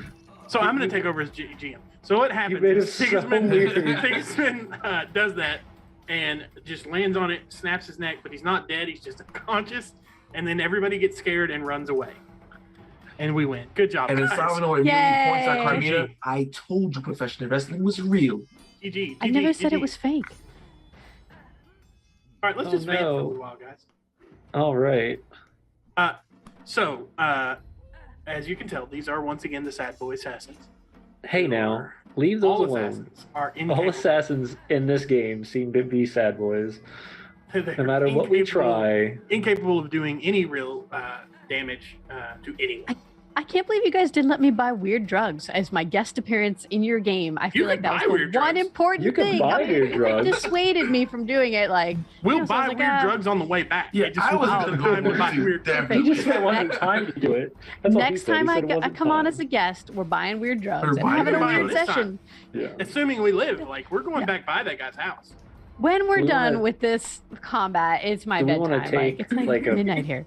5-minute break and see if we can get Corey back. I'm trying to figure Yeah. out what we do if a DM is gone. How we finish this up. We can probably work it if we have to. I mean, One we of could us probably DM. work it. Currently, What our is in DM? our screen's all jacked up as well. There's but- like, don't all of us here DM? Like, so I was gonna A say there's a couple lot of of- DMs in this a couple group. professionals. we do. Yeah, why is the stream all messed up? Our tech is trying to catch things up. Yes, probably. it's because there's a camera missing, a camera perspective missing, so it Mm. shifts everybody's camera frames, Yeah. and it makes it Mm. bad. When he gets back, we'll fix it. Oh no. Whole neighborhood power went out. Okay, so GMs. we got this. So let's GM this. Who wants to take over this encounter? Do you want to do it, Jenny? Don't. I mean, I do, but this is, I am not the lore keeper for the stream. You guys know much more than I do. Let's just And do this combat. I will give it a really messed up ending. Let me pull up the GM's controls. we have notes about what's supposed to happen, Jen. So don't worry. We know, like, we have access to. We don't look at them, but we have access to Corey's notes, so we can see what he has planned. We have a Google Drive that he keeps all of his plots and plans in. Yeah. So the days that we don't. What? Oh, Eric just put Pam's picture there to make the cameras go back. To make all the cameras fix themselves. Okay. That's nice. Yeah. Who wants to run this encounter at least, and we can finish out. The problem is that none of us have GM privilege in Foundry right now. It's fine. We can figure it out. That's fine. We'll figure it out. So I want to try and just do an unarmed strike on this guy. Is that what you want me to do? Who are Council of GMs? How do we want to roll this? Sure, you can do an unarmed strike. All right. Mm-hmm. Are you I'm gonna doing an try unarmed this strike, or are you first. doing another grapple as kind of like a pin? It's kind of like a pin, yeah, more than anything. So you roll that another grapple. yes, and that's strength. So 16 plus 2 plus 3. So Let's see what we 21. got here. That's a 12 plus. Who knows? Let me see if I can see something. I cannot see anything. I'm gonna say a 12. I'm sure these assassins do not have. Amazing strength, yeah. They're like, probably more well, I'm dexterous. guessing they don't have a 9 in strength. Yeah, plus 9 to strength. Holy shit, we are screwed if they do. Or 7 so- rather, but even Yeah. a 7 in strength would be impressive. So I'll just pin him. I So really, you if would Corey pin was him. here to mess with him, I was going to try to smite him with himself.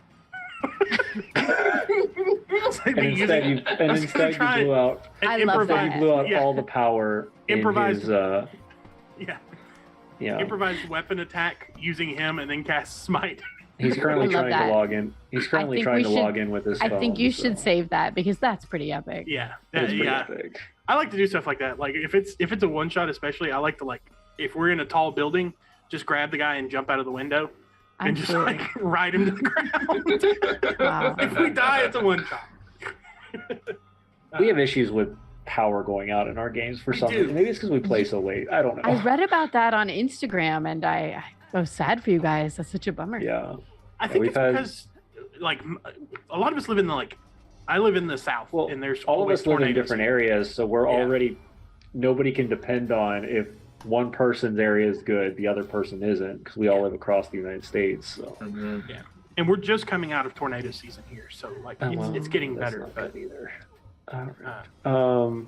Let me see here. So they've got that assassin. We're just gonna have to actually do I'm not gonna be able to re-roll stuff either. So there's that. we'll just follow the same initiative. It's fine. Okay. So at that point, then, yeah. But I can't kill people either at this one. So we're gonna have to mark them off as need be. It's fine. Uh, Until as Corey you- gets Hey, in, we'll just run it. I have That's notes great. too, by the way, and mine say enjoy and have fun. Yeah, that's There what we we're go. gonna I do. like it. Hey, See, that's what we're gonna do. We're gonna Mine spawn. says scene 3, enjoy, have fun.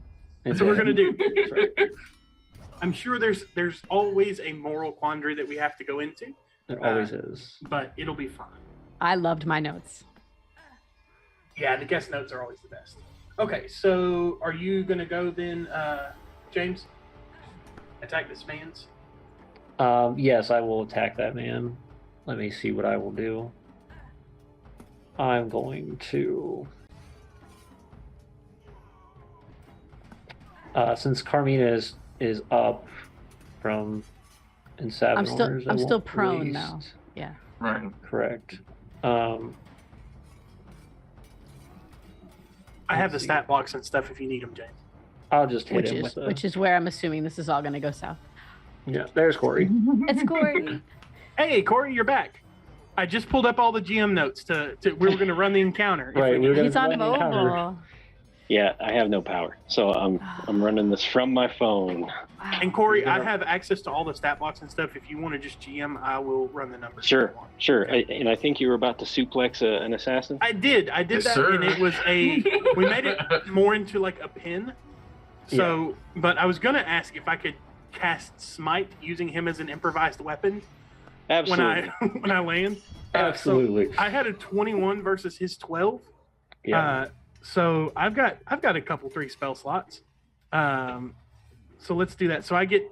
Is it just a D4 with improvised weapon with him? Because it's kind of like an unarmed strike. Yeah. Okay. Yeah. So And Pam is going to be our mover. She can re-roll the characters and.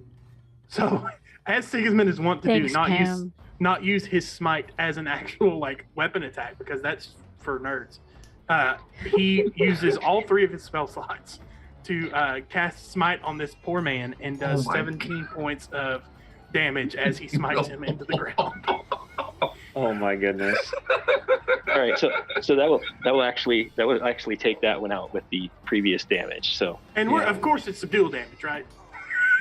yeah.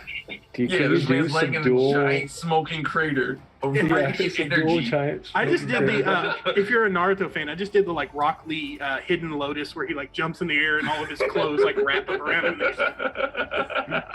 him. All right. I think I've done enough damage this turn. I think it's more frightening though to think that he's trying to do a Rock Lee move when he's like, I don't know, early 50s, like, you know. Guy Sensei was in his 50s. But anyway, so that's my turn. And we're just going to follow the same initiative order, Corey, since we don't have GM privileges. Yeah. Well, Yep. unless Pam's re-rolling for us. Pam, if you're re-rolling for us, hit the round button. If not, it's okay. If not, it's all right. I saw her log in. That's why I was wondering. It's okay. We'll just do it. All right, it's all right. I will thump this one then with my mace. Oh, that's a natural 18, so that's gonna hit. For another 6 points of damage. All right. So that one, according to what I have written downstairs, is still up, but it's looking pretty bad. That one's looking pretty bad. I have all of your stats if you need me to roll them, Corey. Is there anything else? Okay. Can do? And then.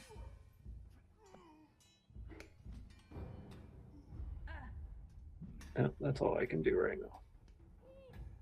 Okay. Who's next on the init? Oh, they re-rolled us. Okay. We've been re-rolled now. Okay. Roll everybody. Because the assassin shouldn't have. Oh, the assassin's dead. Godfrey. What is it? We should all be able to click roll initiative, yes? So Yeah, I got it. She's got it. All right, and then re-roll all NPCs. Pam will have to take care of that one. And if it makes it don't know how. simpler, we can just keep the same. I'll tell you what I'll do. Here, I'll roll for them and we'll keep them in thing. Oh, there we go. Oh, damn it. Ooh, ooh. Oh, this Don't ain't do good. Stop rolling for them. That's All gonna right. hurt. Well, that assassin's got a 20 and the second one's got a 17. So I'm guessing Yeah, they're he's good. going now. They're gonna go All right. first. Which one has the 20? The north or the east? It looks like the north. All right. So the north is going to take its 2 short swords and one on Carmina and one on Godfrey. I got you. And I'm prone. Oh. No, even though you got healing worded back.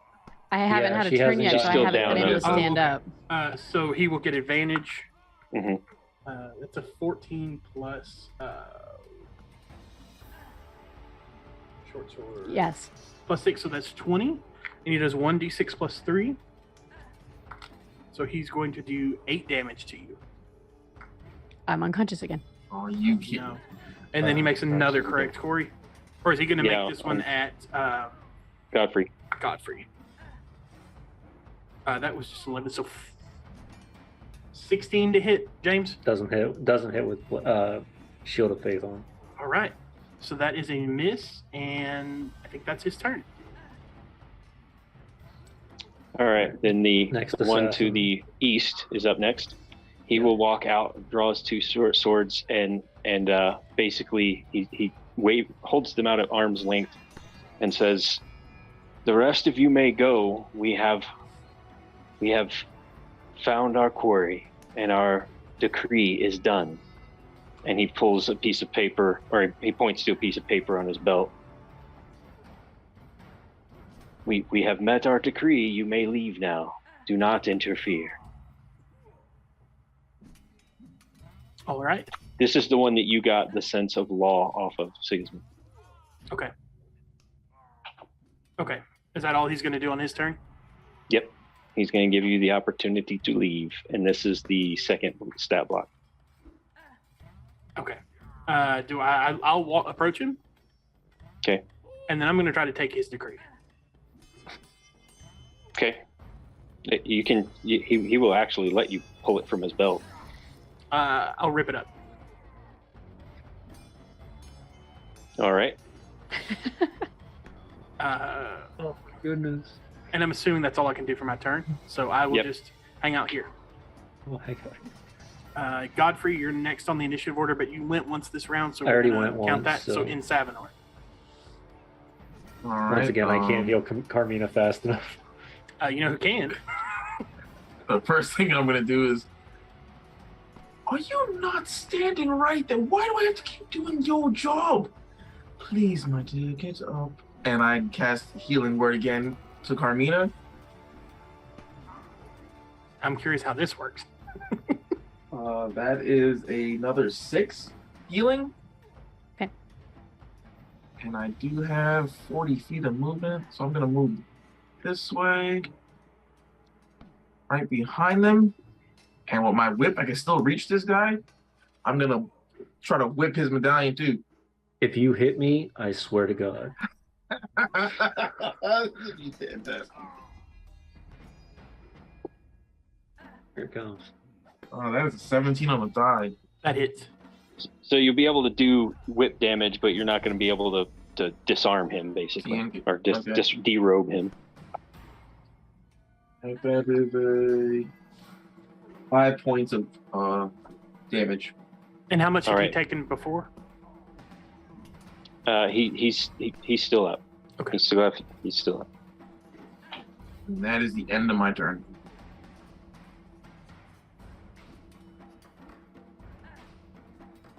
That takes us to Carmina. All right, I'm gonna use half my movement to stand up. Is this dude to the north? Is he's still up, right? He's looking pretty rough, but yeah, he's still up.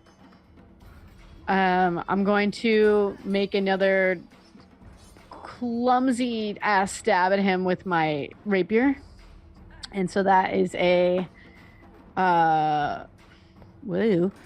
16 to hit. And it's Beautiful. And that's 6 points of piercing damage. all right. He is defeated. How do you defeat him? As I'm standing, I kind of sort of pick up my sword and I just kind of slash upwards to the sky, sort of. I guess it's a rapier, so I just kind of like poke him in the foot, like and watch him collapse as I stand up. Not a slashing sword; it's a pokey sword. I'm with it now, and I just stab him through the foot and watch him fall in front of me. His Achilles heel. No, my only weakness. So as this one goes down, the master, who is not wearing purple paisley, sheathes both of his swords as you have defeated one of the assassins, and says, "You have earned a one-day forbearance." What do you mean? There's no decree anymore? The decree is just for me to show others. You will get yours tomorrow. And he starts to walk away. Well, hang on. People are dying here, and I'll run back to. If this one's not like his head is not gone, I'm gonna pump a point of lay on hands into this one and the other one if I have time before they just die. Okay, so you basically save them. You stabilize them. Stabilize them because like there's no. You guys are not in the wrong. Like you're just doing what you're told. But I'm telling you, there's a big misunderstanding, and we're gonna put this all to rights right now. Don't do that. Don't do that. Is there something you left out there? You have You have earned a day forbearance by defeating one of the Kogashigen. We will have new decrees by tomorrow, if you wish to see them. Wait, What is your name, sir? And he points to you, Sigismund. Oh, Sigismund. Very well. You will have a decree as well, my friend, for the destruction of Wiwu-an decrees. Listen, bitch, you can try.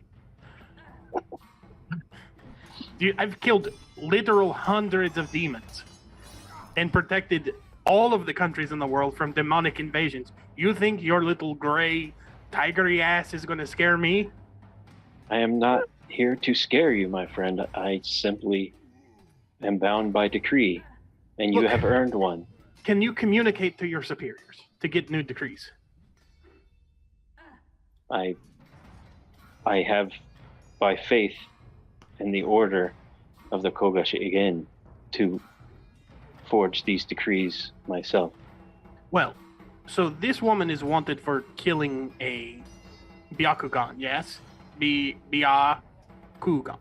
Bakugan. I feel like I've said the word a lot. Bakugan. Bakaugan. Sorry, it's not my first language. I say it all the time. If so, we will get you a new Bakugan, and everyone is happy, yes? If the Emperor decides to release the decree, then it will be released. This is not for me to say. 24 hours. That's all we need. I'll get you a new one, a new Bakugan, and we can all go back to Estrenia and live happily ever after. Oh, we have 24 hours now. Everything is good. He's not going to come try and... You have a one-day forbearance. I will... You have defeated one of us and therefore earned the right of a forbearance. And you have a 24-hour reprieve before you tried to hurt me and I kill your ass. So maybe just keep that in mind as well. You were trying to be peaceful. I am, but sometimes to attain peace, you have to show force.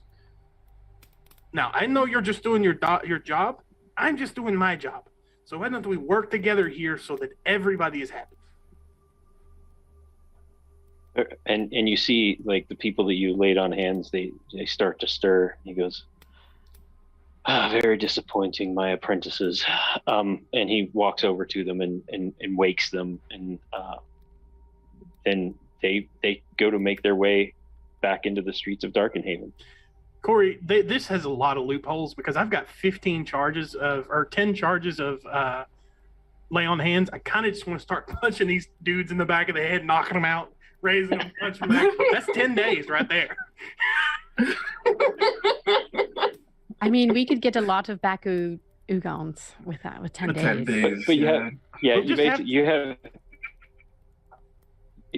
a day, and the assassins aren't hunting you. But the thing is, you wait around, and Avasuna never shows. Oh, now I got to go kick his ass, huh? Maybe he got stuck in the Strange. library. He got held up in the library. You know, he can't tell what day or time it is or anything. I'm gonna have to go kick somebody's ass. The old fool is suffering from dementia on top of being a complete asshole. Hopefully He we probably can just at mind least- wiped himself. He's messing around with memory man.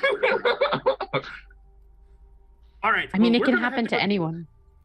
Do we know how to do this ritual? Does anybody? Did you happen to look at the script that he was writing and memorize that crap or something? Of course. No, nobody here knows how to summon the thing. I run, not walk, to the Tower of Learning. All right, you guys make your way to the tower. You still have the writ, which isn't even a day old yet, from Torlak. You're able to make your way down into the library, and Avasuna-san looks at you, sees that you've been in battle, sees Sigismund's face, and he just goes pale. Do you remember what I told you, you greasy son of a bitch? I had You to. will make this right now. I had to. They hunted me as well. Well, I guess had what to you leave have to do now? What do I have to do? You have to Sounds to summon me like this man doesn't know how to do Hugon. it. Oh, now. yes. Did you bring all of the things? Of course. Oh, yeah. I can make that summoning for you. And let me just give you a little Yeah. heads up on in case you decide that you're going to do a different ritual. You know, it's very important that we get information from demons about their movements and their masters and names. And sometimes we torture them for days and weeks. And all of that information is still in my possession. Yes?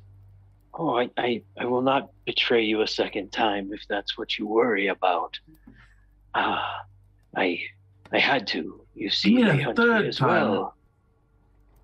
They hunt you as well. Yes, What did you do? I stole lore from the Emperor's library. See what I told you about the information, Carmina? How about instead we get this whatever this thing is called, Bakugan. Bakugan, So and he asked for all of the things. Wait, we have to be near the water, yes? We're not just going to hand over these things. He was lying. Oh. That Definitely. was a lie. Oh. That was a setup. maybe that we was send the- Yep. the lore back with Carmina as well. Oh, yes. Perhaps, would you do this for me? Would you talk to the Emperor on my behalf as well? Well, don't you do memory magic and stuff? Yes, I would not dare do this to the Emperor. No. Why don't you take that information you stole and remove it from yourself? Would that help my case? Maybe, because if you don't know the information that you stole and we return the Plausible documents that deniability. you stole, then you have no way of replicating this knowledge, so it was never stolen. Yes, that seems correct. I follow your logic, Sigismund. Let me get this ritual underway. And also And a lot of he- time, these emperors, they like you to give them like an ear or a finger or something. But you can think about that on your own. I'm not going to pressure you on that one. Well, maybe we don't need to go into that kind of a detail if we give them back the book. I At don't least know. a thumb. Look, it's after midnight in some parts of Zayate now, and you're going to do this ritual. Yes, he does the ritual. This creature, a small one, comes out of a golden. Basically, it looks like as he does the ritual, this gold leaf pattern swirls, and it's flat. It's like literally a piece of gold leaf paper, and then busting from it, and then as it busts through this thing, the gold leaf material kind of lays against it, and this Bakugan, just a small one, about the size of a small dog, kind of lands, and then he says some other arcane words, and it rubs up against Carmina's leg. Carmina, give me a wisdom save, please. Ooh, And you have advantage because you've done this before. even better. I'm about to bonk this guy on the head. You tried to steal 16. this thing. 16. You feel yourself entering that waking dream state, and you're able to fight it off. And now you realize, okay, I can control this feeling that I get from it, but it will always be kind of there on the edge of your mind as this thing is bound to you, as you go to return to Estrenia. And now you have the Bakugan, you have a day, and you have to figure out how to get back to Estrenia without people knowing about it. And we have to get the materials back that this man stolen, correct? Yeah, he hands you, he rummages around in his library and hands you a bunch of books, puts them in a sack, and says, if you would speak on my behalf, I would be forever in your debt. I take the sack. Can I carry the Bakugan? Is it small enough? Mhm. Okay, I grab that too. And all of you, I cannot thank you enough for your willingness and kindness and generosity in helping me. I just hope that this was enough and that the Emperor will have grace and mercy on me. It's not a problem. And I if believe it's we not, figured it out. could you please stay out of our city? I mean, I won't. I mean, your house is in rough shape. I mean, next time if I have to hide, I don't know. I'll look somewhere else. You But can come here, but please not if it's more assassins from the Empire. We're always happy to help. possibly. I mean, we didn't really identify them as assassins. I mean, it's potentially assassins. No, we Jump did. out of They were nowhere. assassins. They were assassins. They were wearing the tiger cloaks and they had the knives. I've seen assassins before. Those were assassins. I'll be looking for passage out of your city tonight, of course, before the assassins come back, and hopefully I can get back to Estrenia in the next I few know. weeks. I know a somewhat other than honorable reputation gentleman who owns a store. Corey, I'm losing the name of our friend that sells the weird stuff. He's kind of sinister that we've dealt with in the past. Marai. Yeah. It's a Marai. It's no. And he might be able to secret you on board the ship heading that way. That could, Absolutely not. I refuse to speak to that man again. you don't have to talk to him. I will talk to him. You really need to deal with your weird issues and talk It to is people. not That's my how you get issue. things. He is the absolute worst. You can smell him from a block away. I have a better idea. Well, I think I have a better idea.